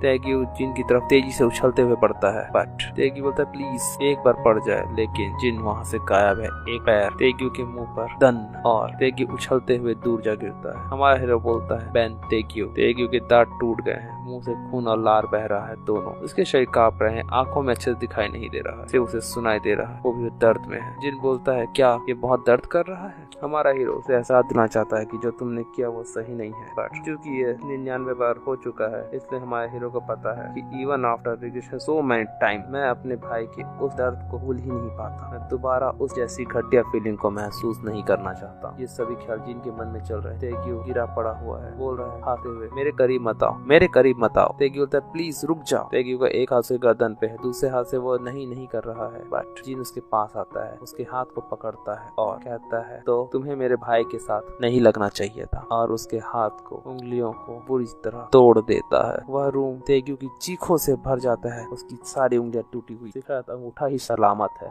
वह अपने एक हाथ से दूसरे हाथ के पास जाने की कोशिश करता है, बट जिन उसका दूसरे हाथ को भी पकड़ लेता है और तेगियो डर जाता है। नहीं, उसके चेहरे में दर्द दिखाई दे रहा है और एक और चीख गूंजती है जोर से। तेगियो के खून भागने लगते हैं, हमें यहाँ से निकलना होगा, जल्दी पीछे दरवाजे से निकलो। और वह चीख वानी को भी सहमा देती है। जिन बोलता है, बैंक तेगियो, अगर तुमने कभी दोबारा मेरे भाई को छूने की भी कोशिश, तुम्हें पता होना चाहिए कि तुम्हारे साथ क्या होगा। तेगियो के आंख से आंसू, नाक से खून, मुंह से खून, दांत टूट गए, उसके हाथ कांप रहे हैं। वो बोलता है, आई नो मैं तुझे कभी भी टच नहीं करूंगा। तो कमी ने टच ही क्यों किया था तूने शुरू? शायद तुम्हें दूसरों के दर्द का एहसास नहीं है, कोई बात नहीं, ऐसे लोगों के लिए कोई ना कोई आता रहता है। जिन बोलता है, ऐसा ही होना चाहिए, बट यू सी कि तुम कब अपना मन बदल लो, तो मैं श्योर होना चाहता हूँ, राइट? और वह दोबारा बैन तेगियो के हाथ को पकड़ता है, इस बार कलाई तोड़ने के लिए। तेगियो दर्द से चिल्ला रहा, नहीं, बट हमारा हीरो क्रैक की आवाज के साथ तेगियो की कलाई तोड़ देता है। आवाज और चीखें उस घर के बाहर तक आ रही हैं और अब वो श्योर कर चुका है कि बैन तेगियो कभी और कभी भी उसके भाई को परेशान नहीं करेगा।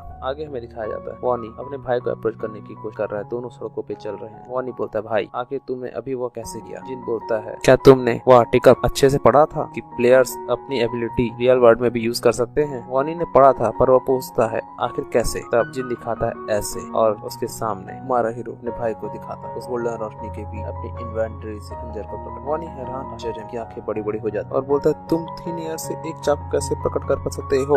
हमारा हीरो बोलता है ना, फैसिनेटिंग। और वानी एक बच्चे की तरह चमचमाती आंखों से उसकी तरफ इशारा करता हुआ कहता है कि हम दूसरे दुनिया के वेपन्स को भी समन कर सकते हैं। तब वानी कहता है, तो जो तुम्हारा तेजी से भागने का हुनर है, वह भी दूसरी दुनिया का है, जिस जो तेगियो के पंचेस को भी डॉज कर सकते हैं? जिन खंजर को गायब करते हुए कहता है, हाँ, क्योंकि मेरी एजिलिटी स्टेटस 11 है। वानी बोलता है, स्टेटस जैसे गेम्स में? जिन बोलता है, हाँ बिल्कुल। और जिन बताता है कि एजिलिटेटेड स्टेटस 3 नॉर्मल लोगों के लिए है और 10 एथलीट्स के लिए। वानी बोलता है, तो क्या होगा जब तुम्हारा स्टेटस और बढ़ेगा? जिन अनजान बनते हुए कहता है, क्या पता, मैं कभी इस लेवल पे पहले नहीं पहुंचा। जिन मन में सोचता है, ऑफ कोर्स ये झूठ, और मन में सोचता है, मैं अपने भाई को बताना नहीं चाहता कि मैं एक रिग्रेसर हूँ, क्योंकि मेरे 11वें रिग्रेशन में मैंने सब कुछ इसे बताया था और एक प्लेयर ने वानी को किडनैप कर लिया। मैंने इसका बदला तो ले लिया, लेकिन मैं अपने भाई को दोबारा इस तरह की परिस्थिति में नहीं डालना था मेरी वजह से। तो भविष्य में होने वाली लड़ाइयों के लिए मुझे अपने भाई को प्रोटेक्ट करना होगा सबसे पहले। तभी पेट की गुड़गुड़ाने की आवाज आती है और वानी नीचे देखता है। जिन बोलता है, वानी क्या तुम कन्वीनियंस स्टोर से ब्रेकफास्ट करना चाहते हो? और वानी कहता है, यस। आगे दोनों ही 24/7 के बाहर खड़े हैं। वानी कहता है, तुम कहाँ जा रहे हो? इंस्टेंट नूडल तो वहाँ है। जिन एटीएम के सामने खड़ा है और कहता है, रुको 1 सेकंड। जिन एटीएम कार्ड डालता है और मन में सोचता है, मेरे बचे हुए प्यारे सेविंग जो टोटल 133 लाख है उससे 33,000 रुपए मैं निकालता हूँ। वानी बोलता है इतना सारा पैसा तुम क्यों निकाल रहे हो? हीरो कहता है क्योंकि मुझे इसे किसी दूसरी जगह पे यूज करना है। वानी कहता है क्यों ना हम यहाँ से कुछ चुन ले। जिन कहता है वानी को, बट वानी बोलता है यहाँ से? यहाँ सब कुछ है बहुत ज्यादा महंगा, सभी 5,000 से ऊपर है, यहाँ से हम क्या चुनेंगे? जिन बोलता है कोई बात नहीं, तुम जितना चाहो उतना खा सकते हो, आज ये नया साल है और हम इंस्टेंट नूडल तो नहीं खाएंगे। वानी कहता है बट अगर हम ये खा लेंगे तो हमारे बाकी एक्सपेंसेस के लिए पैसे कहाँ से आएंगे? जिन बोलता है जल्दी से चुनो, तुम टेंशन मत लो। वानी कहता है अगर ऐसा है तो वानी कहता है तो चलो जल्दी से चिकन बटर खाते हैं और तंदूरी नान के साथ, उसके साथ थोड़ी बिरयानी, और मैं इसे कब से ट्राई करना चाहता था, मुझे पक्का यकीन है ये डिलीशियस होगा। वानी की आंखों सामने एकदम चमक है और उसकी इस खुशी को देखकर जिन काफी सेटिस्फाइड है। जिन बोलता है कि हम प्रॉपर रेस्टोरेंट चलते हैं और तुम जो भी खाना है जितना खाना है बड़े आराम से खा लो, क्या बोलते हो? वानी कहता है हम वो एफर्ट नहीं कर सकते, मैं इसी से खुश हूँ, वो कितना भला बच्चा है। जिन मन में सोचता है बस कुछ दिन और मेरे भाई, कुछ दिन और, फिर तुम जितना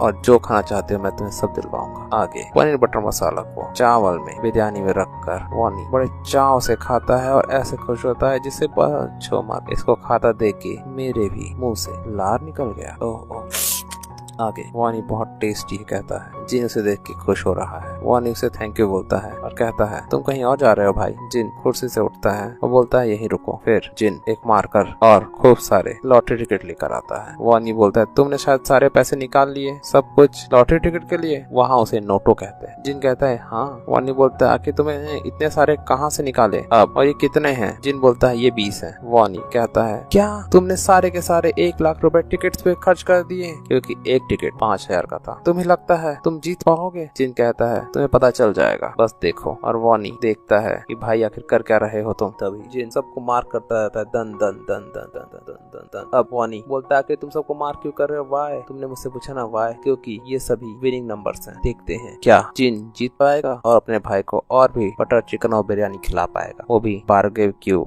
जगह पर। उसका भाई और कितना खुश होता है। जानने के लिए हमारे साथ बने रहे 100th रिग्रेशन के अगले एपिसोड्स में। Subscribe. See you next time.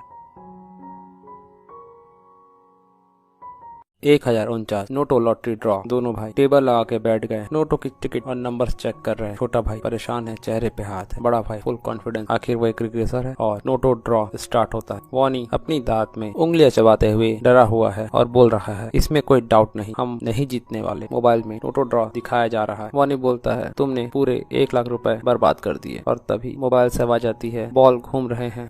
वानी की घबराहट बढ़ती जा रही है और वह ग्लूमी फेस बनाते हुए मोबाइल देख रहा है, दांतों से नाखून चबा रहा है। जिन मना करता है वानी अपना नेल काटना बंद करो। और तभी लकी नंबर 3 ड्रॉ होता है, सेकंड लकी नंबर 18। जैसे जैसे नंबर्स आते जाते हैं वानी हैरान होते जाता है। और तीसरा लकी नंबर 9, चौथा 38। वानी की घबराहट दूर होते जा रही है। 5th लकी नंबर, इसी तरह सारे लकी नंबर आते जाते हैं। और नोटो लॉटरी का 1049 का फर्स्ट नंबर जिसने जीता है वह है 389 38 21 1 और बोनस नंबर 5। और ये सेम लॉटरी नंबर होता है जिनके पास। वानी खुशी के मारे पागल हो जाता है, उसकी आंखें चमक जाती है। वो बोलता है ये तो पागलपन है, हमने पहला इनाम जीता। बड़े भाई मुझे चूटी काटो। जिन बोलता है खुद को काट लो। वानी बोल रहा है ये कोई सपना तो नहीं? जिन बोलता है तो क्या तुम चाहते हो ये एक सपना हो? वानी सर को ना मिलाते बोलता है नहीं नहीं, ये हकीकत ही अच्छा है। जिन कहता है डरने की कोई बात नहीं, ये ड्रीम नहीं है। वानी फिर बोलता है सचमुच ना, ये कोई सपना तो नहीं है? जिन बोलता है बिल्कुल ये कोई सपना नहीं है। और दोनों ही काफी मुस्कुरा रहे हैं। वानी हैरान है और जिन मुस्कुरा रहा है। वानी खुशी के मारे दोबारा चीखता है वाओ फर्स्ट प्राइज। जिन उसे कहता है अपनी आवाज नीचे करो, पड़ोसी तुम्हें सुन लेंगे। और शू कहता है। वानी चुप हो जाता है और एक गुफी सा फेस बनाता है। आगे जिन कहता है अब तुम खुश हो ना? वानी कहता है बिल्कुल, पर क्या तुम भी नहीं हो खुश? जिन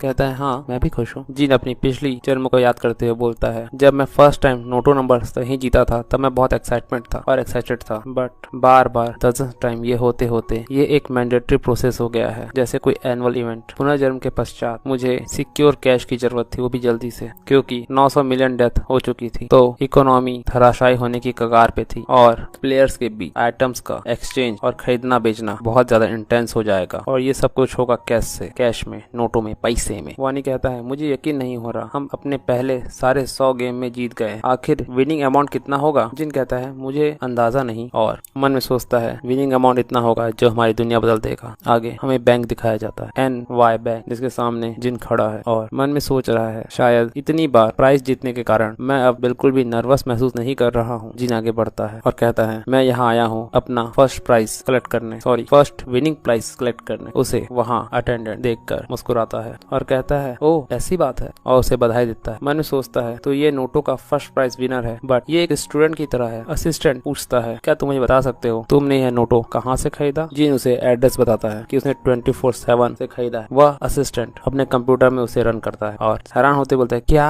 QS24 यूएनवी स्टोर्स डेफिनेटली। और दो लोग खुशफुसा रहे हैं। क्या तुमने सुना 115 गेम लॉटरी के जिसमें फर्स्ट प्राइज उसी ही जगह से मिले हैं? 115? वो असिस्टेंट हैरान है कि दो लोग आपस में बात कर रहे हैं, इतने सारे। एक कहता है हाँ ये तो पागलपन है, और इनमें से 100 केवल एक ही स्टोर से जीते गए हैं और केवल एक ही पर्सन द्वारा बाय किए गए हैं सभी कुछ। वो असिस्टेंट हैरान होते जा रहा है और उसे बताते हैं कि अगर कोई भी तुमसे कहे कि वह QS24 YONV स्टोर से नोटो खरीदा है तो तुम्हें तुरंत ही बैंक के प्रेसिडेंट को बुलाना है, क्योंकि वह पर्सन VVIP पर्सन हो जाएगा। समझ गए? यह बात उस असिस्टेंट को एक बंदा बताता है। तभी जीन एंट्री लेता है और एक्सक्यूज मी कहता है। वह असिस्टेंट अपने ख्यालों से बाहर आता है और बोलता है एक्सक्यूज मी क्या तुम कुछ मिनट रुक सकते हो? यह बोलकर वह असिस्टेंट बैंक के प्रेसिडेंट को बुलाने के लिए चले जाता है। और कुछ देर बाद खुद बैंक प्रेसिडेंट आकर बोलता है इंतजार करने के लिए बहुत बहुत शुक्रिया, मेरा नाम जिनो है और मैं इस NY बैंक का प्रेसिडेंट हूँ। जिन अपना नाम बताता है, मैं जिन हूँ। दोनों में हैंडशेक होता है। मैनेजर उसे बधाई देते बोलता है बहुत बहुत बधाई हो, आपने नोटो के प्राइस जीते हैं। जिन बोलता है थैंक यू। मैनेजर बोलता है चलिए किसी कंफर्टेबल प्लेस में चलते हैं जहाँ हम आपस में बात कर सकते। और उस बैंक की लॉटरी टिकट बिजनेस टीम के ऑफिस में दोनों जाते हैं। वहाँ प्रेसिडेंट के पीछे जिन है और वहाँ की रिसेप्शनिस्ट उसको देखकर उसका अभिवादन करती है और कहती है मिस्टर प्रेसिडेंट आप यहाँ हैं। और मन में सोचती है कि वो कौन है जो प्रेसिडेंट के पीछे है, क्या उनका बेटा है? तभी प्रेसिडेंट बताते हैं कि ये हमारा VVIP लकी कस्टमर है जो यहाँ अपना विनिंग मनी कलेक्ट करने आए हैं। मेक श्योर तुम वो सब कुछ करो जिससे ये कंफर्टेबल हो जाए। और ऐसा करके वो जिन की तरफ इशारा करते हैं। वह दूसरी असिस्टेंट हैरान हो चुकी है कि ये VVIP कस्टमर है, इसने 100 नोटो के लॉटरी टिकट जीते हैं। और कहते हैं वो मैनेजर की जिन तुम बिल्कुल आराम से रहो। जिन कहता है थैंक यू। लड़की मन में बोलती है शांत रहो। और जिन के पास आके कहती है nice to meet you sir, please have a seat. Jin आराम से बैठता है कंफर्टेबली। वो लड़की पूछती है क्या मैं आपके लिए कुछ पीने का ला सकती हूँ, जैसे जूस, कॉफी, ग्रीन टी? जिन बोलता है सब ठीक है, मैं अपना विनिंग कलेक्शन कलेक्ट करने आया हूँ। और वो लड़की कहती है ऐसा, इन दैट केस क्या मैं आपका नोटो टिकट देख सकती हूँ सर? जिन अपने नोटो टिकट से दिखाता है और वो लड़की हैरान है, मुझे यकीन नहीं हो रहा है इसने उन सभी को सेम नंबर से स्टैम्प किया है। क्या यह भविष्य जानता है या समथिंग कुछ ऐसा ही? वो लड़की बोलती है कंफर्मेशन कंप्लीट हो गया है, अब बिल्कुल 100 गेम्स के विनर है। जिन पूछता है आखिर मैंने कितने पैसे जीते? लड़की थोड़ी सी संकोची होकर बोलती है सर आपने जीते हैं अप्रोक्सीमेटली 22 करोड़ रुपए, और रकम टैक्स हटा दिए तो ये है 15 करोड़ रुपए। आगे बताया जाता है कि प्राइज मनी कनेक्ट करने के बाद सब कुछ नॉर्मली स्मूथली हो गया। सबसे पहले मैंने एक घर खरीदा जहां हम दोनों मूव हो गए। जिन पेपर्स पे साइन कर रहा है। इसके बाद मैंने एक स्टॉक अकाउंट खोला। इसके बाद बिटकॉइन सर्च फास्ट टाइम, फिर मैंने कॉइन्स में इन्वेस्ट किया और आज। जिन बोलता है वानी हमने जो घर देखा था तुम्हें कैसा लगा? वानी बोलता है ये तो बहुत बढ़िया था, मैंने कभी भी इतना बड़ा और महंगा घर अपनी जिंदगी में नहीं देखा, मैंने सिर्फ इसे पिक्चर्स में देखा था। जिन बोलता है तो हम वहाँ सीधे मूव करते, वहाँ सिक्योरिटी भी अच्छी है। वानी हैरान है, बड़े भाई तुमने लीज क्यों साइन किया? तुम्हारे पास तो इतने पैसे हैं कि तुम उसे डायरेक्ट खरीद सकते हो। बोलता है मेरे पास बिल्कुल पैसे नहीं है। वानी हैरान कुछ कह नहीं पा रहा ये सुनकर। वो बताता है कि एक्सेप्ट 1 बिलियन मैंने सारे पैसों से बिटकॉइन बाय कर लिया है, लगभग 14 बिलियन के बिटकॉइन। वानी को ये सुनकर बड़ा ही सदमा लगता है, वो पत्थर की तरह जड़ हो जाता है। जिन बोलता है भाई मुझे पता है तुम क्या कहने वाले, बट समझो मैंने ये सब कुछ बहुत सोच के किया है। वानी अभी पत्थर का बना हुआ है, उसके हाथ से टॉवल गिर रहा है, वह दुनिया से अलग हो चुका है। जिन उसे संतुष्टि देने के लिए कहता है कि तुम टेंशन मत लो, मैंने लॉटरी में 4 नंबर और देखे हैं, हम दोबारा जीत सकते हैं। तब वानी को कुछ होश आता है और उसकी आंखों में चमक आती है कि ये वही इन फेमस लॉटरी नंबर्स का ड्रीम है। वह होश में आने लगा है और वो चिल्ला के बोलता भाई उसे हिलाते हुए तुम्हें वो नंबर याद है ना, उसे बिल्कुल भूलना नहीं, उन सपनों के नंबर को। जिन बोलता है हाँ मैं उन्हें बिल्कुल नहीं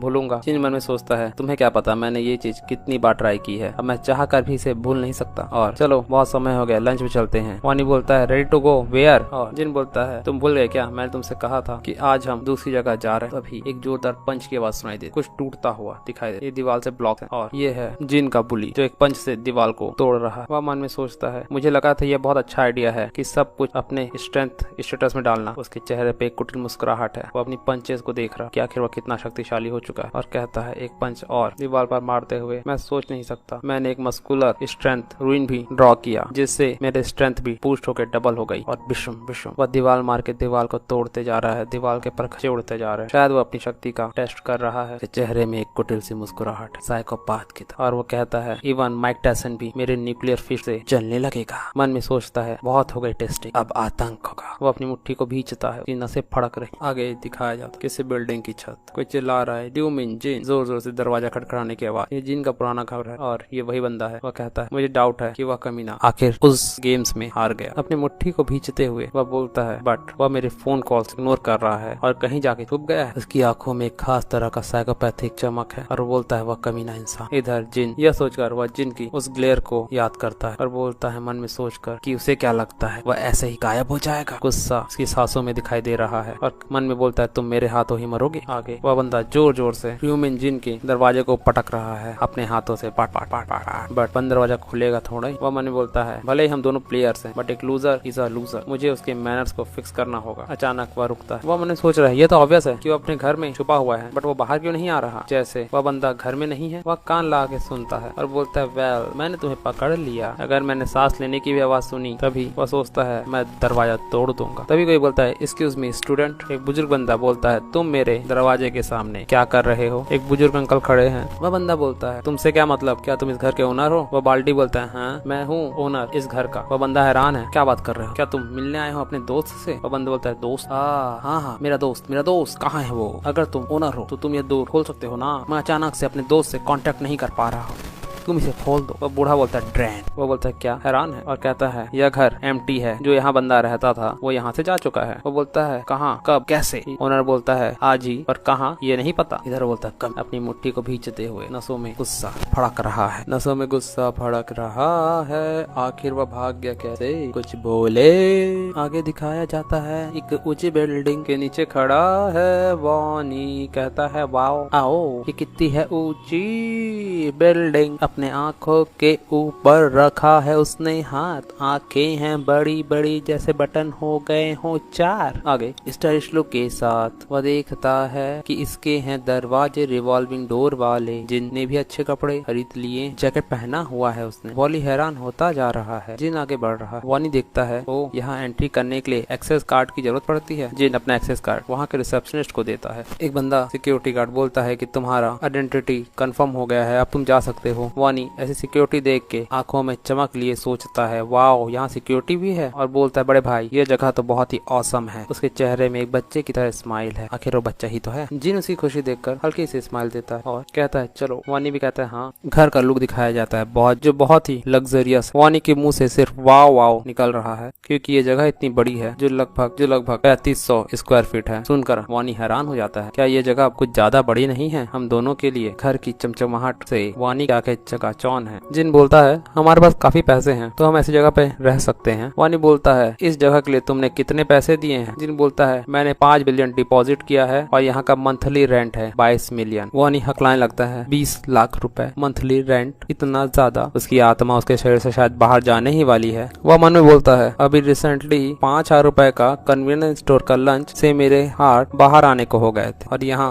20 लाख से ज्यादा। वह कहता है भाई बड़े भाई ये कुछ ज्यादा ही महंगा नहीं है, हम किसी और जगह इसे सस्ती जगह में रह सकते हैं। जिन बोलता है नाइस एंड क्लीन, साफ सुथरा है। वह वानी की बातों पे ध्यान नहीं दे रहा है। जिन बोलता है नहीं हमें कम से कम इतना तो खर्च करना ही चाहिए क्योंकि जितना महंगा होगा सिक्योरिटी उतनी ही बढ़िया होगी, क्योंकि हर महीने की पहली तारीख को प्लेयर्स हैपोलेप्सी में गिरते हैं और प्लेयर्स इस समय सबसे ज्यादा वीकेस्ट होते हैं। नेचुरल डिजास्टर जैसे आग, अर्थक्वेक और हत्यारे जो दूसरे प्लेयर्स के द्वारा हायर किए गए हैं इसी समय की तलाश में रहते हैं। हमें अन प्लेयर्स के ऐसे अटैक से बचने के लिए हमेशा तैयार रहना चाहिए। इसलिए जितने भी प्लेयर्स हैं उन्हें ऐसी ही सिक्योर जगह पे रहना चाहिए, चाहे तुम कितने भी उड़ने वाले या शक्तिशाली हो दूसरी दुनिया में। बट अगर तुम रियलिटी में मर गए तो ये सब कुछ खत्म। जिन बोलता है वॉन तुम्हें घर कैसा लगा। वॉन खिलखिलाते हुए बोलता है बहुत अच्छा। जिन बोलता है यह रिलीफ है कि तुम्हें अच्छा लगा। वानी थोड़ा सा हैरान है, कुछ सोच रहा है मन में पर कहता कुछ नहीं, उसे समझ में नहीं आ रहा है और पूछता है सॉरी बड़े भाई। जिन बोलता है हाँ, और बोलता है आने वाले मंथ में तुम दूसरी दुनिया में दोबारा जाओगे और लड़ोगे और मैं खुश रहूंगा। मैं बहुत ही थॉटलेस, मुझे माफ करना। बट वानी को एक जोर का थप्पी देते हुए जिन बोलता है तुम इतने उदास क्यों लग रहे हो, तुम्हें क्या लगता है क्या मैं नेक्स्ट टाउन से वापस नहीं आ पाऊंगा। जिन वानी कंधे पे हाथ रखता है और वानी बोलता है जस्ट इन केस। जिन बोलता है तुम्हें डरने की कोई जरूरत नहीं है, चलो चलते हैं कुछ खाने। मैंने सुना है इस बिल्डिंग के 2nd फ्लोर में जो शॉपिंग मॉल है वहाँ एक कोरियन रेस्टोरेंट है जो बहुत अच्छा खाना बनाता है, चलो। वानी बोलता है कुछ नहीं और कहता है ओके। आगे जिन के मोबाइल में कुछ आता है, वह देखता है और वह मन में सोचता है कि लगता है उसे पता चल गया कि मैं मूव्ड हो चुका हूँ। जिन हल्का सा मुस्कुराता है और मन में सोचता है मुझे इसे इग्नोर करना चाहिए क्योंकि मैं रियलिटी में इससे कभी नहीं टकराऊंगा और दूसरी दुनिया के बारे में कोई नहीं जानता क्योंकि वहाँ कौन कैसा दिखता है किसे पता। और ये वांग योंगमिन का फोन होता है, वही साइको गुस्सैल सांड। नेक्स्ट डे जिन सोकर उठता है और बोलता है वान तुम कहाँ जा रहे हो। वान बैग लेके कहीं जाने की सोच रहा है। जिन बोलता है कहाँ चले।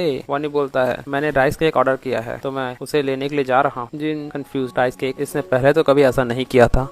जिन सोच रहा है कुछ तो गड़बड़ है दया। जिन मन में सोचता है हम चाहे कितनी बार भी पुनर्जन्म ले लें या रिग्रेस हो जाए, situation same to same repeat नहीं होती। बट इसने आज तक कभी राइस केक नहीं मंगाया। जिन बोलता है राइस केक क्यों। वॉन बोलता है अब हम नई जगह पे आए हैं तो हमें आसपास पड़ोसियों को राइस केक देना चाहिए ताकि हम एक अच्छे नेबर लगे, है ना। जिन बोलता है इसमें कोई बुरी बात नहीं एक अच्छे नेबर लगने में, तुमने ऐसा सोचा x expected of my little brother.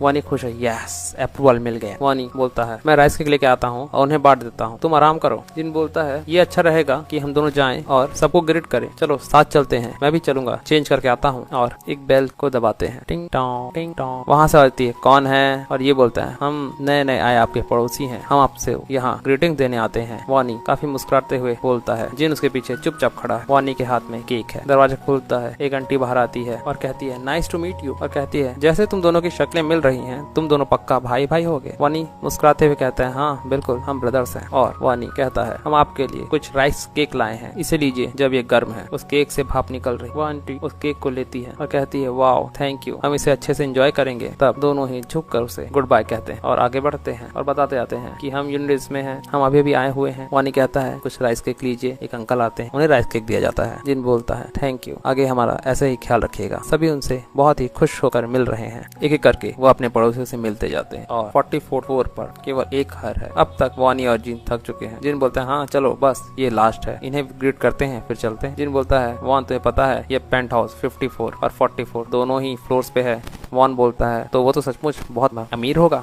जिन बोलता है मुझे डिटेल्स तो नहीं पता बट कहते हैं वह एक रईस जादे का सेलिब्रिटी बच्चा है। घंटी बताई जाती है और कैमरे से कोई कुछ नहीं बोलता। जिन बोलता है शायद वह घर में नहीं होगा, पर दोबारा घंटी बजाई जाती है और वानी बोलता है शायद वह घर में नहीं है। तभी डोर खुलता है और वानी बोलता है ये पर्सन है एक्ट्रेस सियोन आरिन। एक सुंदर लड़की बाहर आती है। आगे क्या हुआ, आगे क्या होता है, ये एक्ट्रेस कौन है, क्या ये भी कोई प्लेयर है।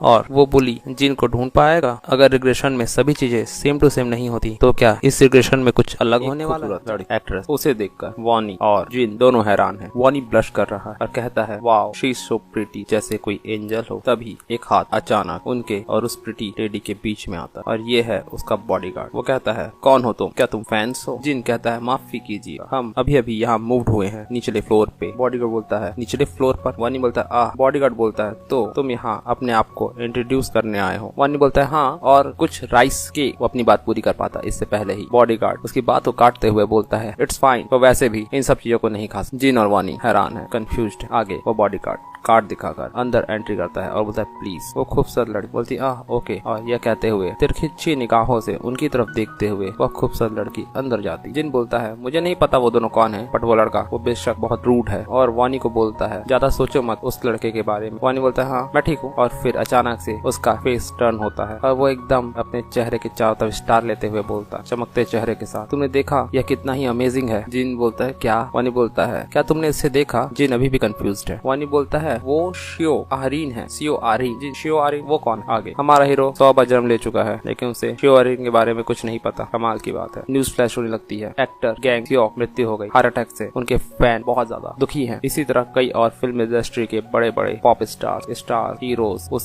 स्पेशल इवेंट में मारे जाते हैं। कई लोग अपने चल रहे प्रोग्राम से ब्रेक ले लेते हैं, डर के कारण, परेशानी के कारण, एंजाइटी के कारण। और ये सभी न्यूज को स्क्रॉल कर रही है आरीन। वो कहती है हाँ आखिर इस दुनिया में क्या हो रहा है। हमें अब कुछ समझ में आ रहा है कि शियो आरीन भी एक प्लेयर बन चुकी। वह परेशान, डरी हुई है, कंफ्यूज्ड है। किसी से मैसेज में बात कर रही है। कोई पूछ रहा है आरीन तुमने वह न्यूज सुनी शियो जिन की मृत्यु हो गई। आरीन बोलती है हाँ। दूसरा बंदा पूछता है तो क्या तुम उसके फ्यूनरल में कल जाओगे। वो बोलती है हाँ जाऊंगी, मुझे जाना चाहिए, आखिर वो हमारी इतना केयर करते थे। दूसरी तरफ से कोई बोलता है हाँ हम साथ में जाएंगे। आरीन बोलती है ठीक है। आरीन बोलती है मन में आखिर सुनबे यानी कि बड़े भाई जो हमसे ज्यादा फेमस थे वो भी पहला राउंड सरवाइव नहीं कर पाए। अगर मेरे पास रूइन नहीं होता तो मेरा नाम भी न्यूज की इन घटनाओं में होता और मैं इतना दूर भी नहीं पहुंच पहुंच पाती, अगर मेरे पास स्पॉन्सरशिप नहीं होती, मैं ऐसा पेंट हाउस कभी अफोर्ड नहीं कर सकती थी। यह सोचते हुए वो गहरी सांस लेती। हाँ, उसके पीछे उसका बॉडीगार्ड खड़ा है और बोलता है, मिस आर्यन, आप क्या सोच रहे हैं? आर्यन अपने ख्यालों से बाहर आके कहती है, नहीं कुछ नहीं। उनका बॉडीगार्ड बोलता है, इट्स ओके, आप मुझे बता सकती हैं, मैं हमेशा आपकी बात सुनने के लिए आपके साथ हूँ। आर्यन बोलती है, मैं सोच रही थी ये दुनिया को क्या हो गया है और क्या मैं नेक्स्ट राउंड सर्वाइव कर पाऊंगी और इस तरह के स्टफ। उनका बॉडीगार्ड बोलता है, आपको डरने की कोई बात नहीं, नेक्स्ट राउंड के लिए आपके साथ मैं रहूंगा, तो यहाँ घबराने की क्या बात है, आप इतना परेशान मत हो, आपको मुझ पर भरोसा रखना चाहिए। आर्यन मुस्कुराते बोलती है, हाँ, अगर मैं तुम पे ट्रस्ट नहीं करूंगी तो किस पे करूंगी। और मन में सोचती है, जब कंपनी ने मुझे इस बॉडीगार्ड को दिया था तो मैं बहुत वरी कि ये मुझ पर नजर रखने के लिए दिया गया है, बट अगर यह बंदा फर्स्ट राउंड में मेरे साथ नहीं होता तो मैं फर्स्ट राउंड से निकल ही नहीं पाती। यहाँ उनकी पुरानी यादें दिखाई जाती है पहले राउंड की। बॉडीगार्ड बोलता है, मैं आपको प्रोटेक्ट करूंगा चाहे कुछ भी हो जाए। आर्यन बोलती है, okay, thank you so much, और बोलती है, बाय द वे, हमारे पास नीचे के माले में न्यू नेबर्स हैं और वो राइस केक बहुत ज्यादा यमी लग रहा था। बॉडीगार्ड बोलता है, अगर आप ऐसे चीजें खाएंगे तो आपका वेट बढ़ जाएगा, बट वो लोग तो सिर्फ हमसे एक अच्छे पड़ोसी की तरह मिलने आए थे, शायद हमने उनकी फीलिंग्स को हर्ट कर दिया है। बॉडीगार्ड बोलता है, इट्स फाइन, वो लोग हमें अगर कुछ दे रहे थे तो हमसे भी बदले में कुछ लेने की उम्मीद रख रहे होंगे। मन में आर्यन सोचती है, वे लोग बुरे पर्सन तो लग नहीं रहे, बट उनमें से एक जो लगभग 15 साल का लग रहा था, ऐसा लग रहा था कि उसने 100 गॉब्लिन्स को मारा है और सरवाइव किया है ना। उनका बॉडीगार्ड बोलता है, हाँ शायद। आर्यन बोलती है, फिर तो ये अमेजिंग बात है कि कोई इतने क्रूअल एक्सपीरियंस के बाद भी इतना काम कैसे रह सकता। उनका बॉडीगार्ड बोलता है, आपने भी 100 गॉब्लिन्स को मारा है, ये उतना भी हार्ड नहीं है, जो नहीं कर पाए वो तो केवल बेवकूफ है। आर्यन मन में सोचती है, तुम स्किल्ड हो वर्ल्ड स्टैंडर्ड से भी ज्यादा, तुम ऐसा बोल सकते, पर मैं और हम उस गाय जितने स्किल्ड नहीं। हमें उनकी फ्लैश मेमोरी दिखाई जाती है, ब्लैक सिंथ, और वह सोचती है मन में कि मुझे तो लगभग गॉब्लिन्स के लिए बुरा लगने लग गया था जब वो गॉब्लिन्स को मारने जाता है, और वो बंदा भी इस दुनिया में कोई नॉर्मल जॉब कर रहा होगा। क्या मैं सेकंड राउंड सरवाइव कर पाऊंगी अगर मैं उसके साथ होती? यह सोचकर कांपते हुए एक हल्की दुखी और खुश भरी मुस्कान के साथ वह सोचती है, मैं लकी रहूंगी अगर मैं नेक्स्ट राउंड सरवाइव कर गई तो। जनवरी 31 ट्यूसडे 11 बजे सुबह। वानी घर की सफाई कर रहा है। जिन आता है, वानी मैं घर आ गया, बड़े भाई स्वागत है तुम्हारा, क्या तुम पैसे लेकर आए? जिन बोलता है, हाँ, पर इस बार उतना ज्यादा नहीं था, ये लगभग होगा 50, ये होगा लगभग 15 करोड़ रुपए, पर लास्ट टाइम ये था 17 करोड़ रुपए। Oh man. वानी बोलता है, तुमको नहीं लगता कि जब तुम चौथी बार जीते तो बैंक को लगा कुछ सस्पिशियस था? जिन बोलता है, वेल, और वो याद करके बताता है, जब बैंक मैनेजर उसे दोबारा देखता है, तुम यहाँ दोबारा, तुम्हारा सीक्रेट क्या है, तुम हर बार जीत क्यों रहे हो? जिन बोलता है, मैंने आपको लास्ट टाइम बताया था कि नंबर्स मेरे सपने में आते हैं। मैनेजर संकोचते हुए बोलता है, काश मुझे भी ऐसे सपने आते तो कितना मजा आता। वानी भी उसकी बात को सुनकर सबकाया हुआ है और बोलता है, तो इस बार भाई तुम उन सब पैसे को बिटकॉइंस में डालने वाले हो? जिन बोलता है, हाँ, मेरे पैसे बढ़कर 1050 करोड़ हो चुके हैं। वानी बोलता है, भाई तुम्हें उन्हें बेचना नहीं चाहिए अगर उनकी वैल्यू गिरने लगी तो? जिन बोलता है, अभी नहीं वानी, मैं इसका ख्याल रख लूंगा, तुम्हें डरने की कोई जरूरत नहीं है। एक स्माइल के साथ चलो खाने चले, और दोनों भाई बढ़िया सा खाना खाते हैं। रात को शॉपिंग करते हुए वापस आते हैं। रात के 11:55। वानी अपने भाई का हाथ पकड़कर उसके बगल में बैठा है। जिन बिस्तर पर लेटा हुआ है क्योंकि वक्त है उस गेम में वापस जाने का और मैक्स लेवल प्लेयर बनने का। वानी बोलता है, भाई तुम जिंदा वापस आओगे। जिन, डोंट वरी, तुमने देखा ना, मैंने बैंक टैग्यू को भी ओवर पावर कर दिया था, बिल्कुल वापस आऊंगा मैं। वानी, या बट स्टिल, डर मत छोटे भाई, मेरे बारे में चिंता करने के बजाय जाओ थोड़ा सो लो, जब तुम उठोगे तो मैं भी उठ चुका होऊंगा। यह कहते हुए वानी सपनों की दुनिया में चला जाता है। सी यू और वेलकम बैक ब्लैक सिंथ इन प्लेयर्स वर्ल्ड। सभी प्लेयर्स उस दूसरी दुनिया में आते हैं। हम दोबारा यहाँ आ गए, वाओ, ये 1 सेकंड में ही हो गया। कोई बोल रहा है, हम दोबारा यहाँ हैं। दूसरा बोलता है, यह वो लोकेशन नहीं, ये दूसरी लोकेशन है। तभी लोगों की नजर उस पे पड़ती, अरे ये वही है जिसने पहले राउंड में फर्स्ट रैंक हासिल किया, ब्लैक सिंथ। ब्लैक सिंथ मन में सोचता है, लगता है बहुत सारे पीपल मुझे रिकॉग्नाइज कर पा रहे हैं और इसलिए वो सब मुझसे एक डिस्टेंस बना के रखे हुए हैं, लगता है सभी लोग यहाँ हैं। मन में सोचता है ब्लैक सिंथ कब वो आने वाली है। तभी सभी आ चुके हैं। एक एंजल सी आवाज, राक्षसी एंजल, सामने प्रकट होती। लोग बोलते, हाँ ये तो डिफरेंट एंजल है। ओ क्या हुआ पुरानी वाली को? एंजल एक्सप्लेन करती है, वो एंजल जो इंचार्ज थी फर्स्ट राउंड की, एक एक्सीडेंट की वजह से वह नहीं आ सकती। अब यहाँ से सारा खेल मैं चालू करूँ। ह्यूमा, तुम्हें चिंता करने की कोई जरूरत नहीं। और ऐसा कहकर एक कटेल से स्माइल देते हुए वो मुस्कुराती है। अब जबकि सब लोग यहाँ आ चुके हैं, राउंड 2 शुरू किया जाए। इतना कहते ही एक पॉपअप सबके सामने हाजिर होता है। टिंग टिंग टिंग टिंग टिंग टिंग। और ये है सेकंड राउंड, मेन क्वेस्ट, जिसमें बताया जाता है आपको एक जोन रिप्रेजेंटेटिव चुनना है 3 घंटे के अंदर। और टोटल कितने जोन्स हैं इसकी जानकारी आगे दी जाती। लोग सोचते हैं, हाँ एक जोन रिप्रेजेंटेटिव क्या है ये? मुझे लगा था इस बार भी हमें मॉन्स्टर से लड़ना होगा। वे देखो ये नंबर्स को कितने सारे लोग पास हुए हैं, तो क्या हम सब भी ये राउंड सरवाइव कर सकते हैं? एंजल कहते तुम लोग बहुत ही कंफ्यूज लग रहे हो, मैं तुम्हें समझाती हूँ, सुनो कान लगा के। जैसे कि ये राउंड कॉम्बैट राउंड नहीं है, तुम्हें सिर्फ और सिर्फ एक अपने जोन का रिप्रेजेंटेटिव चुनना होगा, दैट्स ऑल। और अगर तुम जोन रिप्रेजेंटेटिव बन जाओगे तो तुम लोगों को फोर्स कर सकते हो कुछ भी करने के लिए, जैसे रेंगने या मरने के लिए। है ना ये कितनी ज्यादा अमेजिंग अथॉरिटेटिव पावर। लोग गुस्से, कंफ्यूजन, हैरानी के साथ उस एंजल की बातें सुन रहे हैं। एंजल कहती है अब से 3 घंटे बाद हम वोट के लिए यहाँ मिलेंगे, तुम्हें तो बस चुनना है एक जोन रिप्रेजेंटेटिव। एक बंदा पूछता है क्या बस इतना ही और कुछ नहीं? एंजल बोलती है हाँ इतना ही, तुमने अपना वोट दिया और तुम पास होके अपनी दुनिया में वापस लौट जाओगे। ये एक तरह का एक रेस्ट राउंड है। लोगों के बीच हर्षोल्लास का माहौल है, ये you can pass just by voting. इस बार हमें मरने की जरूरत नहीं है, we don't die to fight, it's too easy compare to last round. Angel तो आपस में डिस्कस कर लो, तुम्हारे पास 3 घंटे हैं, कौन होगा जोन रिप्रेजेंटेटिव? काउंटडाउन दिखाया जाता है स्क्रीन पर। लोग वही खुश हैं कि जोन रिप्रेजेंटेटिव चुनना है 3 घंटे में। वाह वाह वाह। और यहाँ सैंगमैन, इसको हम गुस्सेल बोलेंगे, नाम याद रखने में आसानी हो। गुस्सेल अपने दांत को भींचते हुए बोलता है I was really prepare to fight. कितना बोरिंग है ये। योंगमिन का लैकी बोलता है योंगमिन जस्ट जाने दो, कंप्लेन मत करो। योंगमिन बोलता है मैंने अपनी सारी शक्ति स्ट्रेंथ पे डाल दी है और मैं उसे उपयोग भी नहीं कर पा रहा हूँ, ये बहुत ज्यादा फ्रस्ट्रेटिंग है, इट्स सो फ्रस्ट्रेटिंग। कोई मन में सोचता है इसके स्ट्रेंथ स्टेटस, आई गेस उसे रूइन और स्ट्रेंथ मिला है। देन योंगमिन रूइन और ये सिचुएशन सब कुछ वैसे ही हो रहा है जैसे पहले होता। वे सभी बात करेंगे कि किसको वोट देना है अगले 3 टाइम, बट वो इम्पोर्टेंट नहीं है अभी, क्योंकि अगर यहाँ पे एक मेन कोर्ट है, क्वेस्ट है, तो यहाँ सब क्वेस्ट भी होगा। और second round sub quest slash hidden quest is class selection to obtain a class. और ये करने के लिए मुझे रीच करना होगा लेवल 10। जितनी जल्दी हो सके उतनी जल्दी। एक गॉब्लिन छुपा हुआ है झाड़ियों में, जिन कम इधर आओ। और एक चीख के साथ गॉब्लिन आगे बढ़ता है, बट जिन उसे एक स्लैश में तबाह कर देता है और वो एक हॉब गॉब्लिन को डिफीट कर चुका है। करंट किल काउंट है 1, मारने हैं 100। ट्रिपल एक्सपीरियंस बफ मिला है, एक्सपीरियंस 9%, गोल्ड 15 और सभी स्टेज 1% बढ़ गए हैं क्योंकि रून ऑफ स्लॉटर का ये इफेक्ट है। जिन मन में सोचता है ये अच्छी बात है कि मैं गहरे घने जंगल के अंदर आ गया हूँ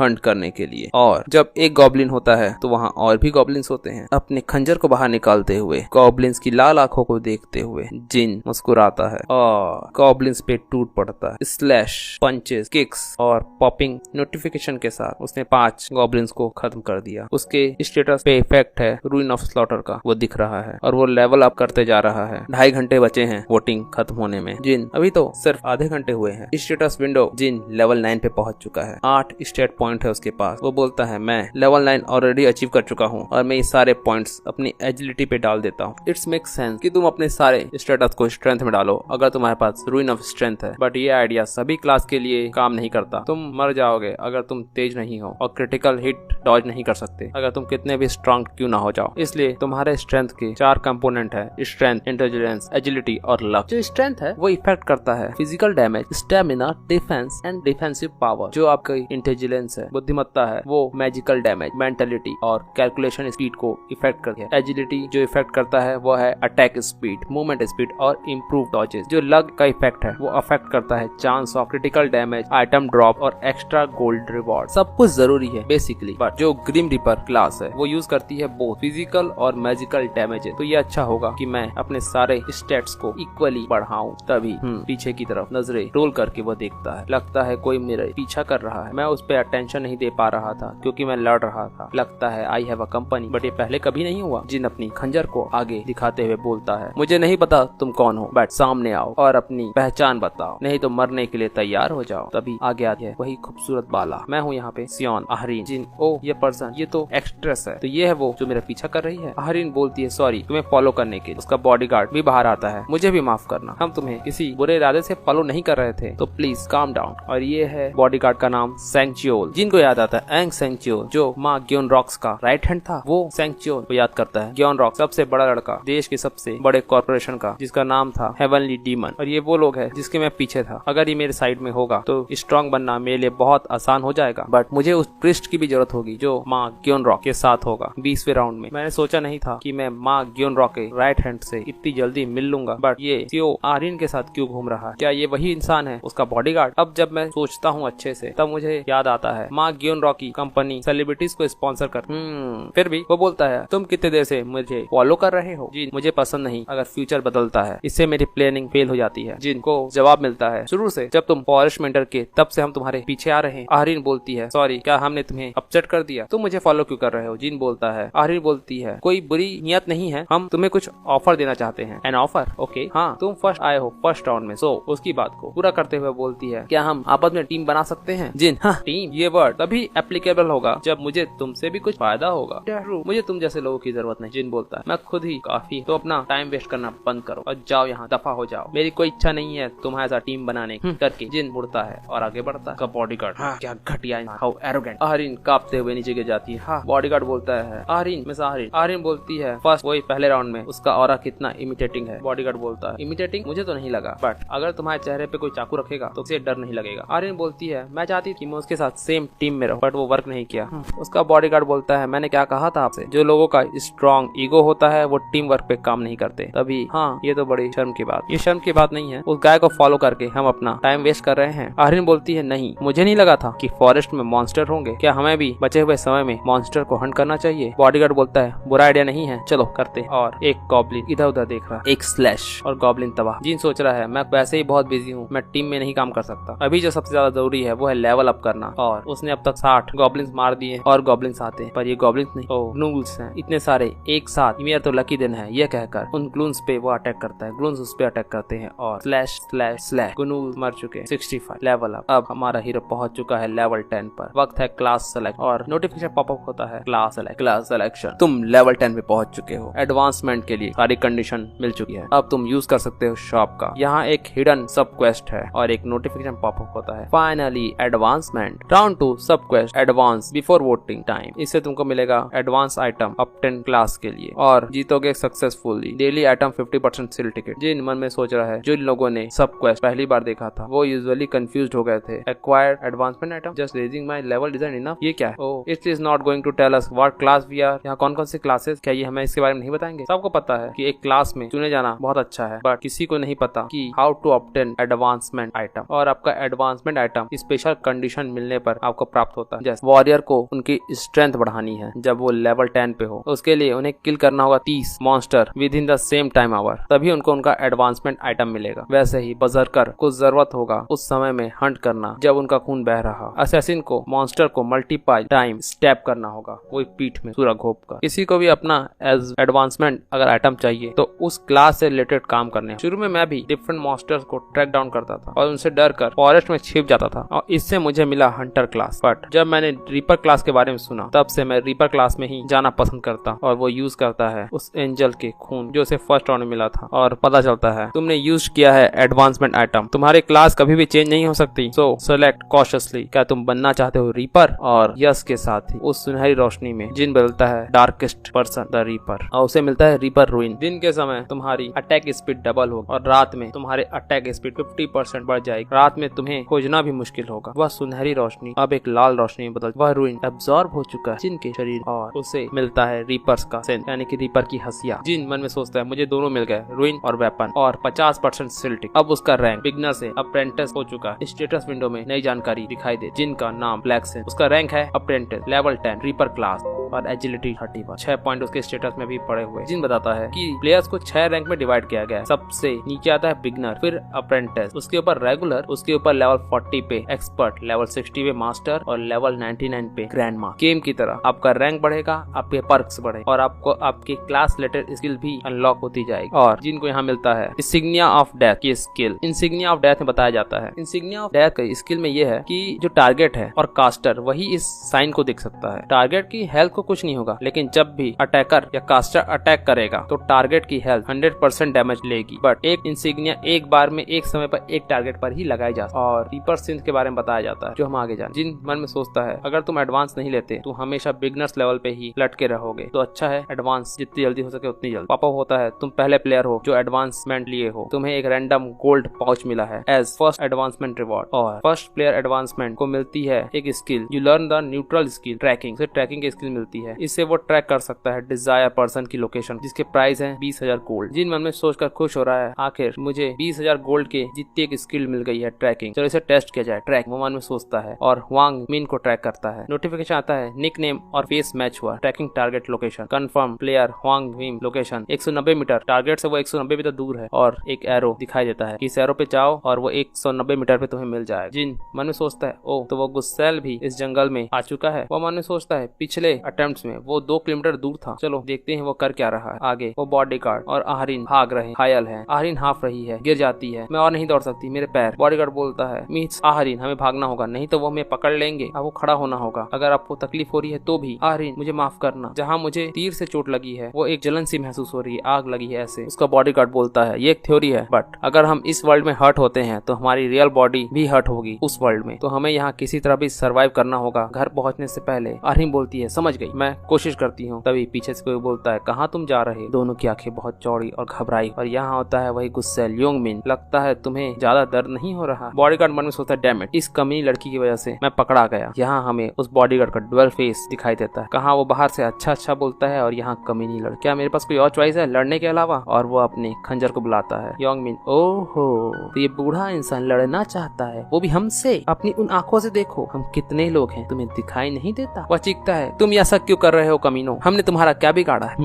तुमने कुछ नहीं किया है तो तुम हम पे अटैक क्यों कर रहे हो? वो बोलता है बस हमें कुछ करना था इसलिए हम अटैक कर रहे हैं। बॉडीगार्ड हैरान है व्हाट? तभी वो बोलता है ये लड़की जो तुम्हारे बगल में, हमें तुम्हारी कोई जरूरत नहीं, हमें ये लड़की चाहिए, हमें चाहिए सियो आरिन। तभी टकलू बोलता है क्या ये सियो आरिन ही है? दूसरा बंदा बोलता है क्या तुम उसके निकनेम से नहीं बोल सकते, ये सियो आरिन ही है। दूसरा बोलता है कहीं कोई दूसरी लड़की तो नहीं जो आरिन के फैन हो और उसके जब व्यवहार कर रही है? योंगमिन बोलता है अगर तुम आरिन को छोड़ देते हो बूढ़े आदमी तो हम तुम्हें जाने देंगे। बॉडीगार्ड मन में सोचता है तुम्हें पहले ही बता देना था कि तुम्हारा टारगेट आहरीन है शुरू से ही, अगर तुम ये मुझे बता देते तो मैं उसे पहले ही छोड़ देता बिना एक सेकंड गंवाए भी। मैं किसी लड़की के कारण मरना नहीं चाहता, ये सब वो मन में सोच रहा। तिरछी नजरों से आहरीन को देखता है, बट यहाँ एक प्रॉब्लम, अगर मैं आहरीन को प्रोटेक्ट नहीं कर पाऊंगा तो मैं डॉक्टर माँ ग्योंगलो को डिसअपॉइंट कर दूं, इसलिए मुझे लड़ना होगा। ओ यंग ओल्ड मैन तुम लड़ना चाहते हो? अच्छा। बॉडीगार्ड बोलता है तुम्हें पता है ना तुम जो कर रहे हो वो क्रिमिनल है। क्रिमिनल?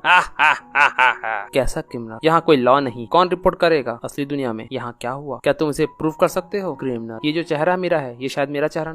बॉडीगार्ड खींच चुका, ये मुझे गुस्सा दिला रहा है पर इसकी बात भी सही है, मुझे नहीं लगता ये शब्दों से मानेंगे, कोई रास्ता नहीं, इन्हें लात मारनी हो। तभी दोनों ही चौंकते और सामने आता है हमारा हीरो ब्लैक सिन, पेड़ से टिका हुआ स्टाइलिश लुक में खड़े हुए, पैर से पैर टिकाकर। सभी चीखते हैं ब्लैक सिन क्या ये इंसान यहाँ कब आया? वो बोलता है तुम लोग यहाँ क्या कर रहे? योंगमिन बोलता है ब्रो तुम चलते बनो, यहाँ क्या हुआ उसे नजरअंदाज करो। जिन बोलता है मैं तुमसे नहीं पूछ रहा, क्या चल रहा है यहाँ, क्या सिचुएशन? बॉडीगार्ड चीखते हुए बोलता है ये लोग मिस आहरीन को तकलीफ पहुँचाना चाहते हैं और हमें मारने की कोशिश कर रहे हैं, मैं तुम्हारे ऋण में रहूंगा अगर तुम मेरी मदद करोगे ब्लैक सिन। मिस्टर योंगमिन तो ये जो कह रहा है वो सही है? योंगमिन बोलता है हु केयर्स, अगर ये सच है झूठ, जस्ट अपना रास्ता नापो, ये तुम्हारा कोई बिजनेस नहीं। और तभी लाल लपटों के साथ ब्लैक सिन बोलता है व्हाट डू यू मीन, ये वो लोग हैं जिन्हें मैं जानता। और तभी सबकी आंखें चौड़ी होती हैं और सामने हाजिर होता है रीपर का सिन फरसा ब्लैक सिन, और मैं किसी घायल को ऐसे नहीं छोड़ सकता कहते हुए स्टाइलिश लुक के साथ हम नेक्स्ट एपिसोड में आगे बढ़ दिखाया जाता है। गुस्सेल कहता है तुम हमें क्या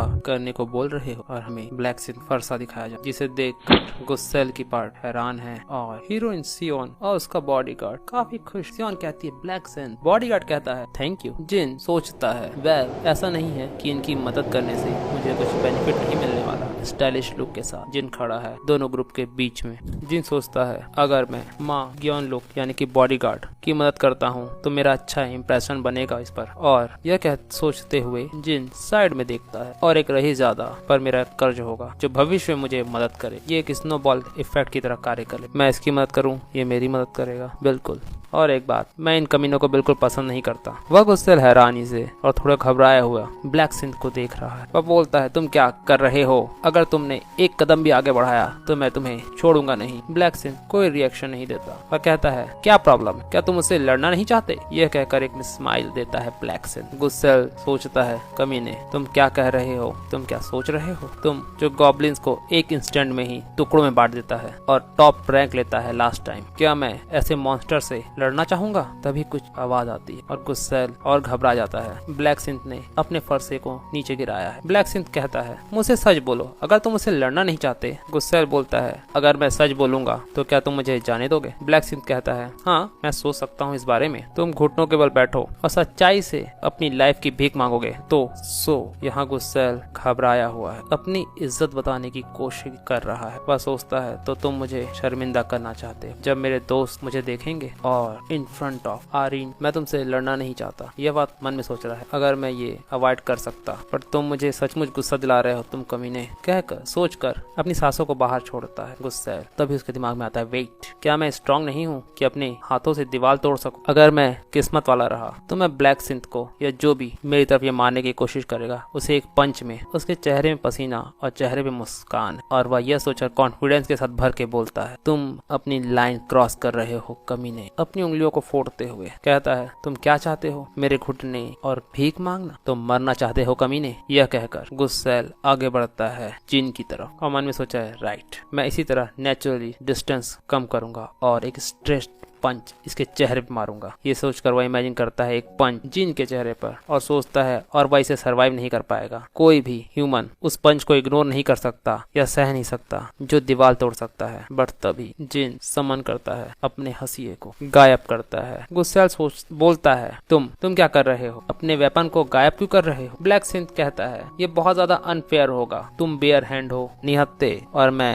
हथियार के साथ, है ना? इतनी आसानी से जीतना बहुत बोरिंग होगा। गुस्सेल अपने दांतों को भींचते हुए कहता है, चिल्लाते हुए, तुम बहुत ज्यादा ही रिडिकुलस बातें कर रहे दोस्त। यह कहकर वो आगे बढ़ने की कोशिश करता है, बट जिन एक स्पीड के साथ दोनों के बीच के गैप को कम करके गुस्सेल की तरफ बढ़ता है। गुस्सेल मन में सोचता है, बेवकूफ, तुम अपने वेपन को छोड़ चुके हो और अपना हेड इस तरह मेरे सामने ला रहे हो। यह कहकर वो एक मुक्का बनाता है और ब्लैक सिंथ की ओर मारता है, डाई। बट उसके पंच से पहले ही ब्लैक सिंथ वहाँ से गायब हो चुका है। यहाँ गुस्सेल की आंखें हिल जाती हैं और वह मुंह को बंद कर चुका है क्योंकि एक जोरदार किक ब्लैक सिंथ की उसके पेट पे पड़ती है। वह दूर जा गिरता है। उसने अपने पेट को पकड़ रखा है और कहता है, तुम कमीने। ब्लैक सिंथ की ओर देखता है। ब्लैक सिंथ कहता है, गाली देना बंद करो, मेरे कान से खून निकल जाएगा। यह कहकर एक और लात उसके चेहरे पे दे मारता है। वह दोबारा दूर गिरता है। उसके कॉलर को उठाकर ब्लैक सिंथ पंचों की बारिश उसके चेहरे पे करता है बिना रुके, लगातार। गुस्सेल सोच रहा है, यह पंचेस नहीं है, ऐसा लग रहा है कोई हैमर से मुझे चेहरे पे मार रहा है लगातार, बार बार। क्या यह कमीना मेरे जितना ही स्ट्रांग है? पर इसके पास तो फिजिकल स्ट्रेंथ का रूल नहीं है मेरी जगह, तो यह इतना स्ट्रांग कैसे है? एक और पंच और उसकी सोच वहीं बंद हो जाती, आंखें धूमिल हो जाती है। गुस्सेल चिल्लाता है, यंग मैन, इस कमीने को शूट करो। एक तीर आता है, बट सबकी सोच के विपरीत ब्लैक सिंथ उसे डॉज करता है। दूसरा तीर चलने वाला है, पर ब्लैक सिंथ उससे पहले डिस्टेंस कवर करता है उन तीरों से बचते हुए। ब्लैक सिंथ कहता है, लगता है तुम लकी हो कि तुम मॉन्स्टर हर करते समय तुम्हें वो मिल गया, और एक जबरदस्त फरसे के वार से उस तीरंदाज के हाथ तीर के और कमान के साथ अलग हो चुके हैं। वह चिल्लाता है, तुम कमीने। बॉल्डी कहता है, तुम्हें लगता है तुम हमसे भिड़कर आसानी से निकल जाओगे, तुम मरोगे। कहकर उसकी तरफ वह आगे बढ़ता है। ब्लैक सिंथ ने अपना मृत्युदंड ला रखा है। उसकी तरफ देख के मुस्कुराता है लाल आंखों के साथ और कहता है, इंसिग्ना ऑफ डेथ। इंसिग्ना ऑफ डेथ का चिन्ह उस बाल्टी के ऊपर आ चुका है और ब्लैक सिंथ अपने हथियार को चलाता है। इसके साथ ही ब्लैक सिंथ के फरसे ने आकाश को लालिमा कैद कर दिया और उस टकले की टांगे गायब। वह जमीन चाटने लगा। दूसरा बंदा यह देख के घबरा गया और इससे पहले वह कुछ समझ पाता, ब्लैक सिंथ उसकी ओर दौड़ चुका। कोई कहता है, मुझ पर अटैक कर रहे हो, वो भी वेपन के साथ, मतलब कुछ रिजॉल्व होगा तुम्हारे अंदर। वो सोच पाता उससे पहले ही उसकी हाथ के शरीर से अलग एक लाल रोशनी चलती है और बॉडी पार्ट्स अलग होते जाते हैं। एक चीख गूंजती है, इंसिग्मा ऑफ डेथ उसके ऊपर। बट जिनको इन सब से कोई फर्क नहीं पड़ रहा। वह सोच रहा है, जैसा मैंने सोचा था, insignia of death, it has a 2x damage buff, तो मैं एक बार में ही आर्मर कट कर सकता हूँ। चारों तरफ बॉडी पार्ट अड़ग अलग है। गुंडा पार्टी जमीन पर गिरी हुई, किसी के पैर नहीं, किसी के हाथ नहीं, चीखों की आवाज है, केचप के निशान है और ब्लैक सिंथ की सोच। यह बहुत आसान था। हवाओं में दहशत है ब्लैक सिंथ की। वह सोचता है बट मैं इसे इस तरह से एंड नहीं कर सकता, मुझे इनके मन में डर भरना होगा। यह सोचकर अपने हथियार को वो मजबूती से पकड़ता है। ये देखकर एक बंदे की चीख निकल जाती। ब्लैक सिंथ सोच रहा है इतना डर भरना होगा कि दोबारा मेरी ओर रेंगते हुए कभी ना आ सके। दर्द में कराते हुए लोग कह रहे हैं प्लीज रुक जाओ, मुझे लग रहा है मैं मर जाऊंगा, प्लीज मुझे छोड़ दो। ब्लैक सिंथ कहता है स्टॉप रोना। कहता है तुम नहीं मरने वाले सिर्फ इतने से। ब्लैक सिंथ डर भरने के लिए उनकी बॉडी को जगह जगह से काट रहा है। वह सोचता है इन बंदों का काम हो गया फिनिश, अब बारी है। यह कहकर उसकी लाल पुतलियां जाती हैं गुस्सेल की तरफ। वह कहता है इसका कोई मतलब नहीं, तुम जितना भी मुझसे बचना चाहो। पेड़ के पीछे डर से सूजे हुए मुंह के साथ छुपा हुआ है गुस्सेल, अपने हाथ में हथियार लिए। कैंग कहता है यहाँ कोई एक्सेप्शंस नहीं और अपने फरसे को दोबारा चलाता एक बार और गुस्सेल के हाथ के सामने से फरसा गुजरता। एक चीख गूंजती है, गुस्सेल का हाथ अलग हो चुका है। केचप चारों तरफ फैल रहा है। कैंग कहता है स्टॉप, बच्चे की तरह रोना बंद करो, ये इतना भी दर्दनाक नहीं है। जीन को याद आता है कैसे ये लोग स्कूल में उसको ह्यूमिलेट करते थे कंपेयर टू उस दर्द के जो मैंने तुम्हें दिया है। दूसरा हाथ भी अलग हो चुका है। चीख दोबारा वेदर में गूंज रही। शिन और ग्योंग लोक व बॉडीगार्ड सिर्फ देख रहे हैं साइड में खड़े हुए। बॉडीगार्ड सोच रहा है कि इसने 2 हाथ काट दिए, वो भी इतनी बेरहमी से। ऐसे अपोनेंट जो हार चुके हैं उनके ये कुछ लोगों को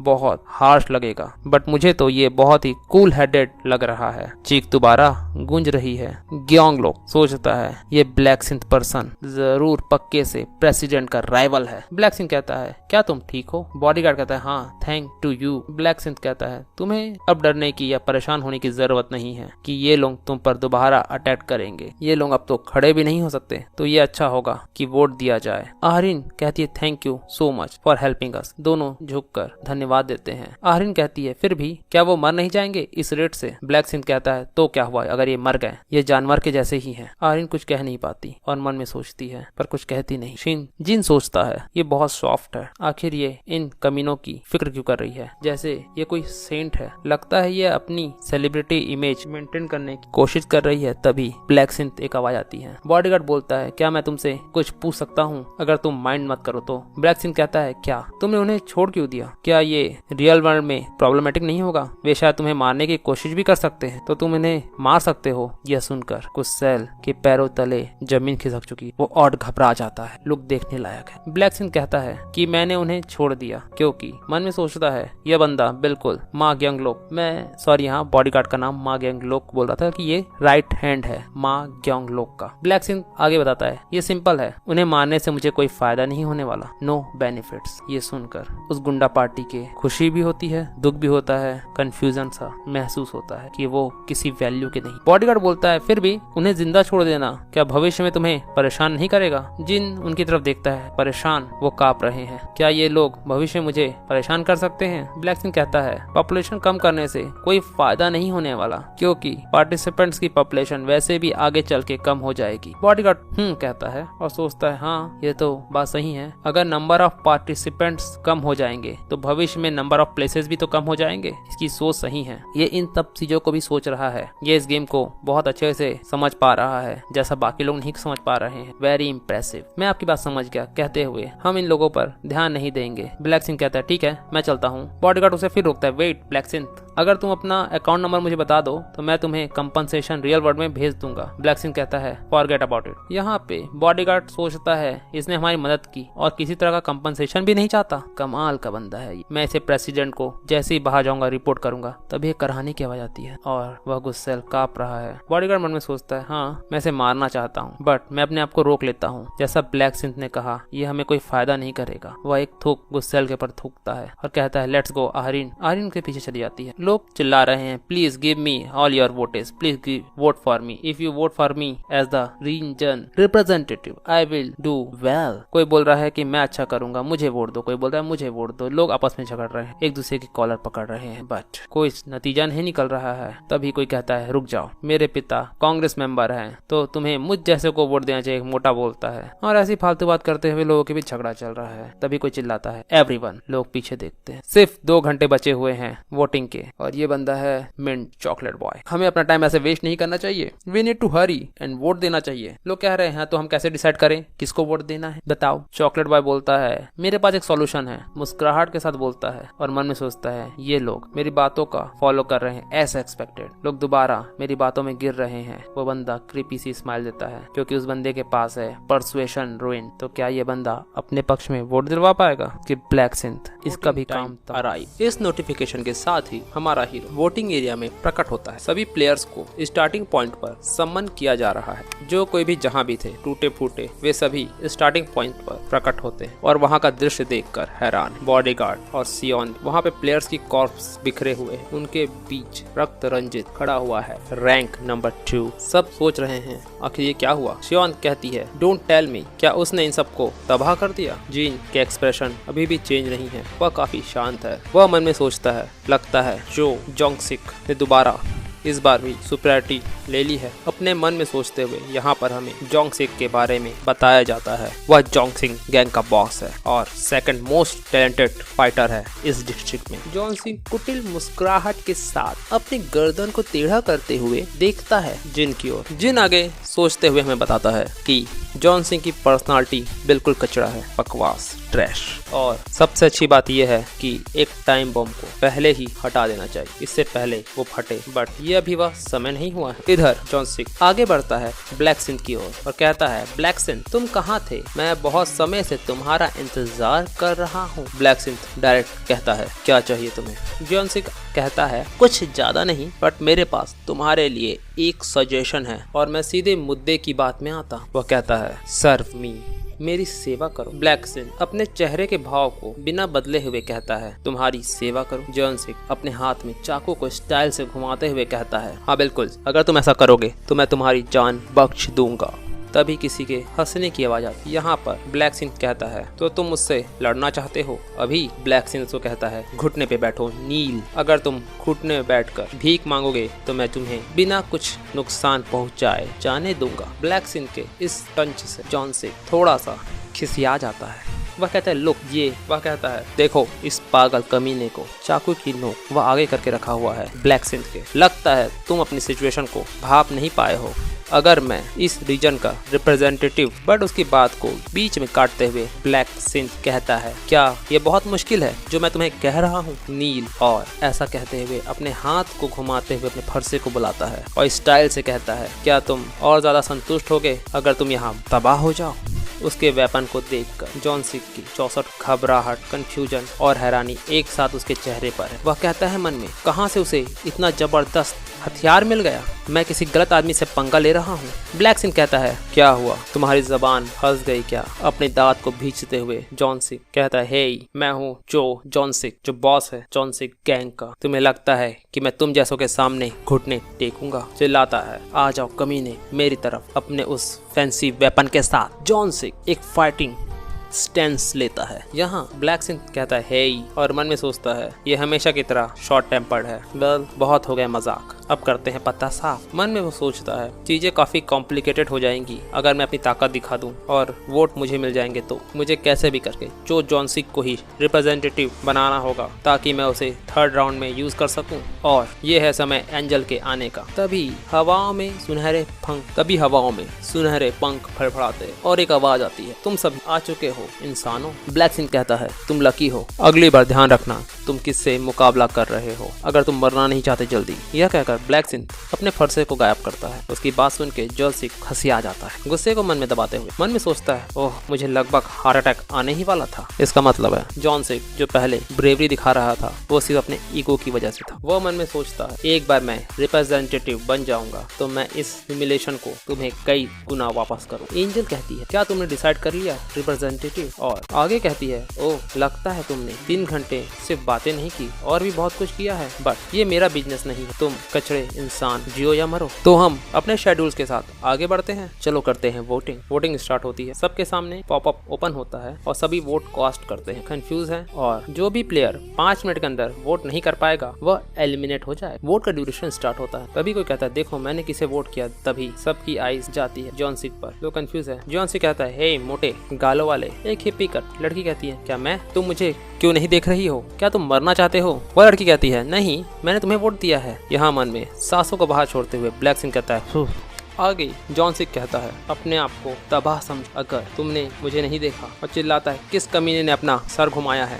वोटिंग ड्यूरेशन खत्म होती है। टाइम अप्स के साथ एंजल बोलती है थैंक यू, तुम मूर्ख इंसानों में से किसी ने वोट स्किप नहीं किया। चलो वोट की गिनती करते हैं और दिखाया जाता है। यहाँ सबसे ज्यादा वोट मिले होते हैं लाइफ इज अ डॉक्यूमेंट्री को। सेकंड नंबर पे है ब्लैक सिंह, थर्ड नंबर पे है ब्लैक डैगर। यहाँ पर जॉन सिक हैरान होता है कि वह फर्स्ट नंबर पे है, बट उसे सिर्फ मिले हैं वोट 2412 और ब्लैक सिंह सेकंड प्लेस पर। ये दुष्ट लोग जो बोल रहे थे कि ये सिर्फ मुझे वोट दे रहे हैं, बट उन लोगों ने वोट दिया है ब्लैक सिंह को। आगे एंजल कहती है देखो ये है तुम्हारा रिजल्ट। तो रीजन रिप्रेजेंटेटिव है life is a documentary John सिक।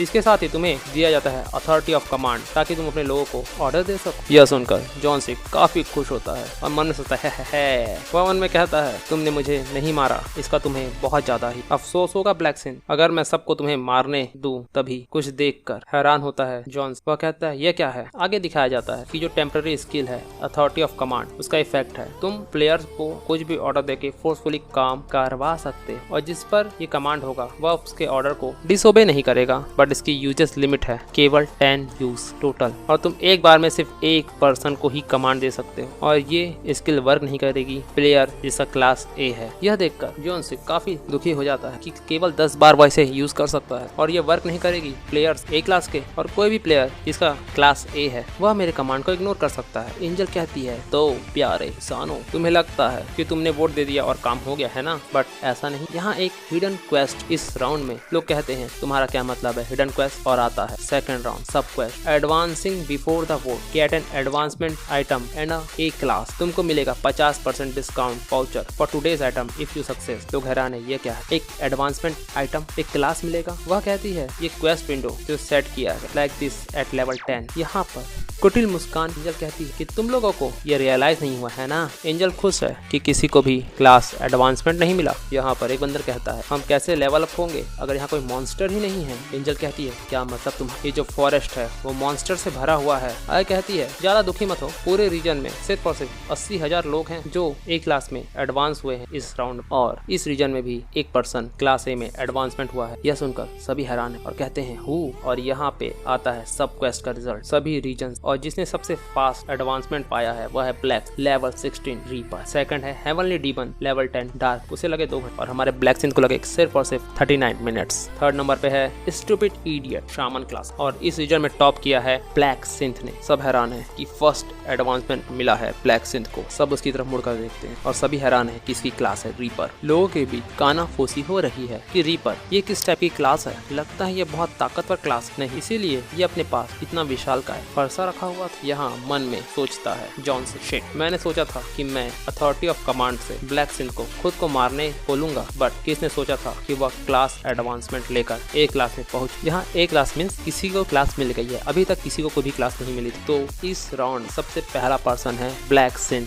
जिसे मिली है क्लास रीपर क्लास, यानी कि कमांड ऑफ अथॉरिटी क्लास वाले प्लेयर्स पर वर्क नहीं करेगी। एंजल कहती है राउंड 2 में जो भी रैंक डिसाइड किया गया है और जिसने सबसे जल्दी क्लास पाया है उसके हिसाब से दिया गया है, और इस रिजल्ट को देखकर एंजल भी हैरान है। वो कहती है तो इसने सिर्फ और सिर्फ क्लास नहीं पाई है बल्कि सबसे तेज क्लास पाई है। इम्प्रेसिव ब्लैक सिंथ, तुम्हारी क्लास भी यूनिक है और ये तुम्हारे निक नेम को भी मैच करती है। प्लीज आंसर दो, तुम अपने इस निक नेम पे कैसे पहुंचे? क्या तुम्हें पता था कि तुम्हें रीपर क्लास मिलेगी पहले से? ब्लैक सिंथ कहता है मुझे नहीं पता था कि मुझे ब्लैक सिंथ बताता है। एंजल कहती है लगता है रीपर बनना तुम्हारी किस्मत में। इसे देख के लोग कभी एंजल को तो कभी ब्लैक सिंथ को देख रहे हैं। यहाँ पर मन में सोचता है ब्लैक सिंथ तो एंजल्स को भी नहीं पता कि रीपर क्लास कैसे मिलती है, इन्हें सिर्फ इतना पता है कि ये एक यूनिक क्लास है। एंजल आगे बताती है तो यहाँ पर एक पर्सन है जिसके पास यूनिक यूनिक क्लास है और उस पर अथॉरिटी ऑफ कमांड भी कार्य नहीं करेगी। एक बंदा कहता है तो इस पे अथॉरिटी ऑफ कमांड काम नहीं करेगी, इसका क्या मतलब है मिस एंजल? मैं तुम्हें सब कुछ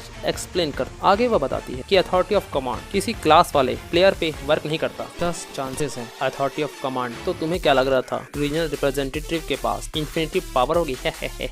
लोग कहते हैं ओह तो तुम इसे केवल 10 बार यूज कर सकते हो, तो ये इस तरह से है। ओके, यहाँ पर यह सुनकर मन में काफी गालियां देता है जोस, एंजल तुमने उन्हें ये सब क्यों बताया? एंजल कहती है तो अब हमें ब्लैकसिंथ को रिवॉर्ड भी कर देना होगा क्योंकि उसने बहुत तेज एक क्लास प्राप्त किया है। एक चुटकी बजाते ही एक नोटिफिकेशन आता है। पॉपअप में बताया जाता है कांग्रेचुलेशंस, तुमने क्वेस्ट कंप्लीट किया है रैंक 1 के साथ अपने करंट रीजन में, और ऑल रीजन में तुम्हें मिला है रैंक 1। ये है तुम्हारा रिवॉर्ड। उसे रिवॉर्ड के रूप एक लो रैंक रेयर आर्मर मिलता है। दूसरा है स्पेशल रिवॉर्ड, आर्मर में उसे 2 से 3 आर्मर मिले। पहला है मिडिवल नाइट मेटल आर्मर, दूसरा है एक्सपर्ट हंटर्स लेदर आर्मर, तीसरा है वेल वेंटिलेटेड मेज रोब। यहाँ पर मन में सोचते हुए ब्लैकसिंथ कहता है सोचने की जरूरत ही नहीं है, सोचने की जरूरत नहीं, मैं चुनता हूँ एक्सपर्ट हंटर्स लेदर आर्मर को, क्योंकि जो पहली चॉइस है वो बहुत भारी है और तीसरी चॉइस में कोई डिफेंस नहीं। स्पेशल रिवॉर्ड में उसे 3 चॉइसेस मिलती है, उसे एक चुनना है। पहला 3x एक्सपीरियंस बर्फ जो मेंटेन रहेगा 3rd राउंड तक, दूसरा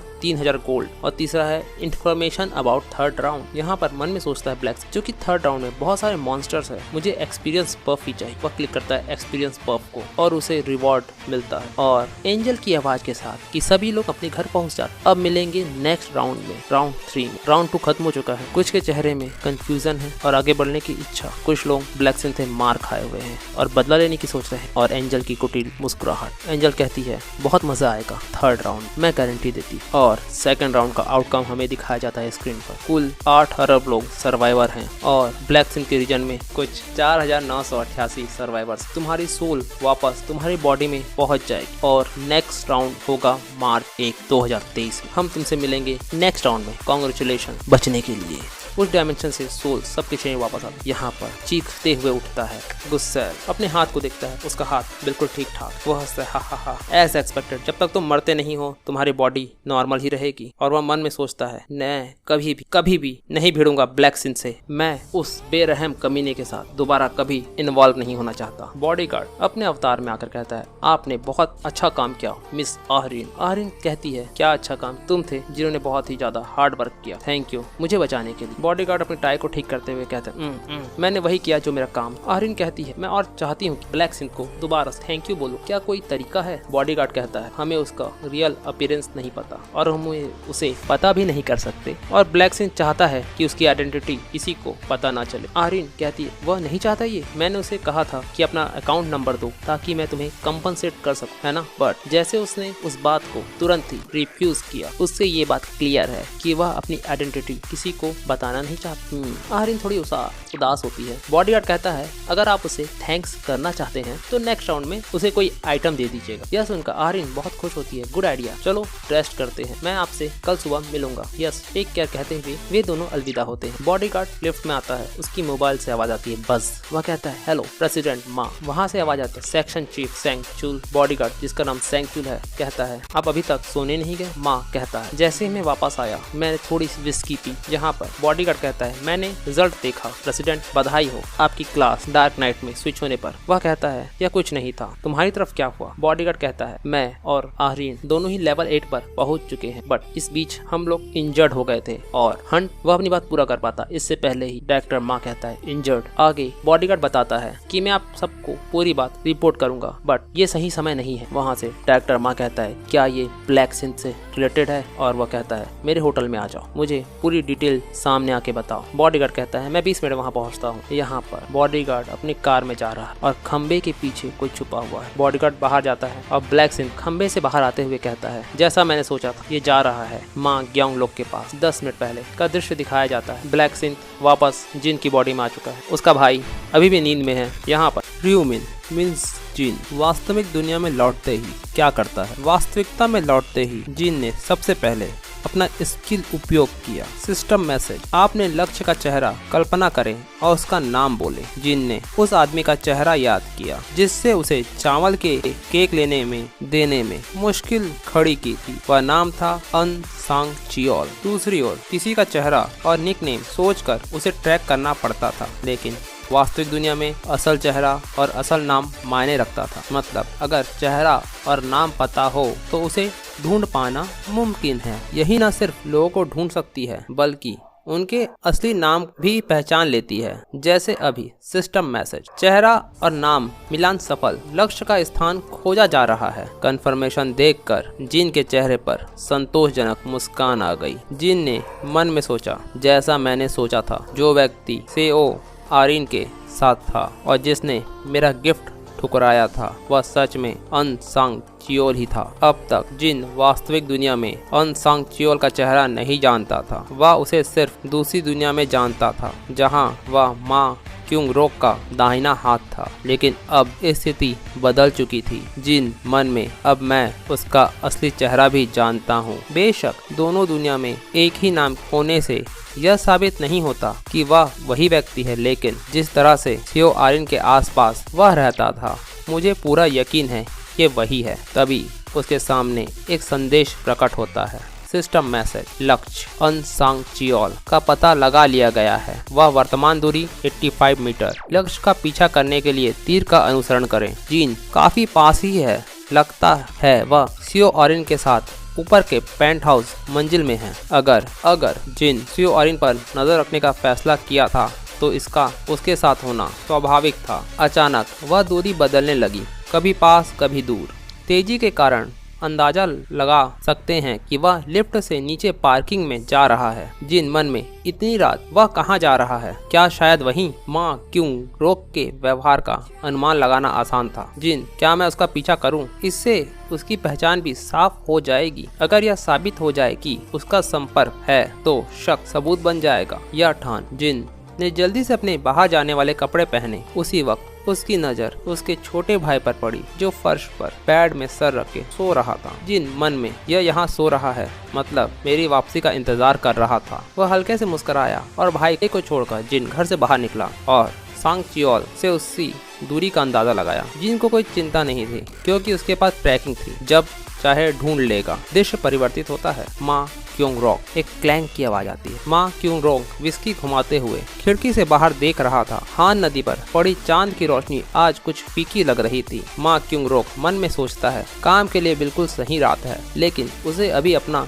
शौक रोकना था क्योंकि अनसांग चियोल की रिपोर्ट मिलने वाली थी। ब्लैक सिंथ के बारे में उसकी सोच। माँ क्योंग रोक मन में, ब्लैक साइन, कहाँ छिपा है वह आदमी जिसने राउंड 1 और 2 में दोनों में पहला स्थान पाया? और ऊपर से वह शायद उसी जोन में था जहां उसका सबऑर्डिनेट अनसांग चियोल था। हालांकि वे मिले नहीं, फिर भी दोनों के बीच एक छिपी प्रतिस्पर्धा चल रही थी, एक तरह का राइवलरी, क्योंकि माँ क्योंग रोक दोनों राउंड में सभी जोन में दूसरा या तीसरा रैंक लाया था। उसे गर्व करने का पूरा अधिकार था।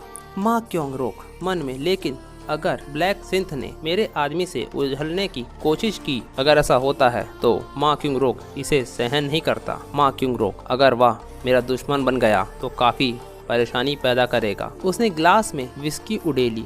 थर्ड ग्लास रखकर उसकी आंखों में खतरनाक चमक आई।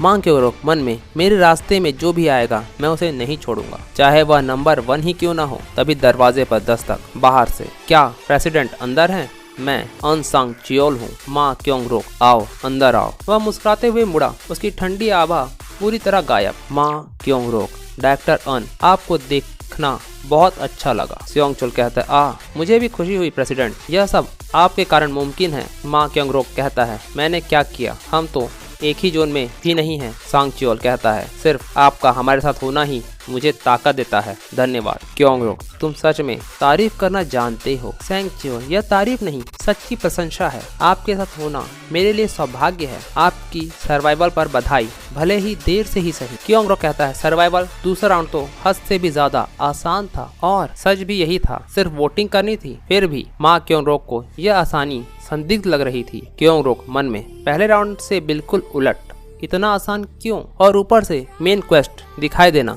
3 घंटे की सीमा, सब कुछ शक पैदा करता था। इसीलिए माँ क्योंग रोक जंगल में प्रवेश करता है। माँ क्योंग रोक जिज्ञासा से भरे हुए जंगल में चला गया। वह सोच रहा था कि शायद उसे कुछ नया मिल जाए, शायद कोई छिपा हुआ सब क्वेस्ट मिल जाए, लेकिन उसे कुछ नहीं मिला।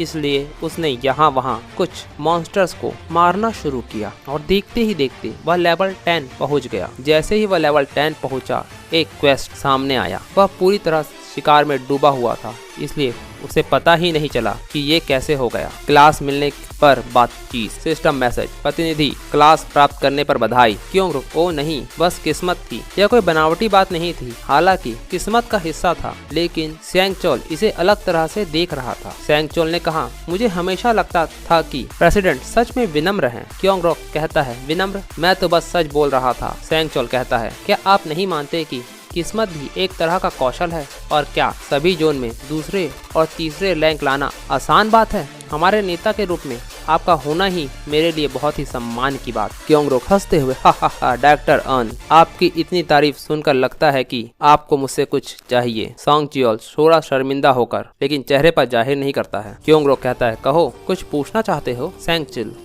अगर अनुमति हो तो एक बात पूछ सकता हूँ? क्योंगरोक, हाँ पूछो ना। सैंगचिल, आपने हाल ही में डार्क नाइट जॉब में एडवांस किया है, सही? अगर यह बहुत निजी ना हो तो क्या आप बता सकते हैं कि उस जॉब के लिए क्लास स्पेसिफिक आइटम कहाँ मिलते हैं? माँ क्योंगरोक ने बिना झिझके उत्तर दिया, यह कोई खास बात नहीं, बस मॉन्स्टर्स का शिकार करते हुए मुझे एडवांसमेंट आइटम मिल गए। यह आधा सच और आधा झूठ था। डार्क नाइट रून का सच, एडवांसमेंट आइटम तो मिलते थे, लेकिन वे डार्क नाइट एडवांसमेंट के लिए नहीं थे। डार्क नाइट एक खास जॉब था जो सिर्फ उसी को मिलता था जिसने रून ऑफ डार्क नाइट रखी हो। रून ऑफ डार्क नाइट के बारे में बताया जाता है, यह एक धोखे भरा रून था, कुल आंकड़े बढ़ा देता था, हथियारों में डार्क ऑरा भरने की शक्ति देता था, लेकिन 10 पहुंचते ही यह स्वचालित रूप से डार्क नाइट जॉब में बदल देता था। माँ क्योंगरुक मन में, मैं भाग्यशाली था, एक रैंडम रून फ्रेगमेंट में इतनी अद्भुत रूइन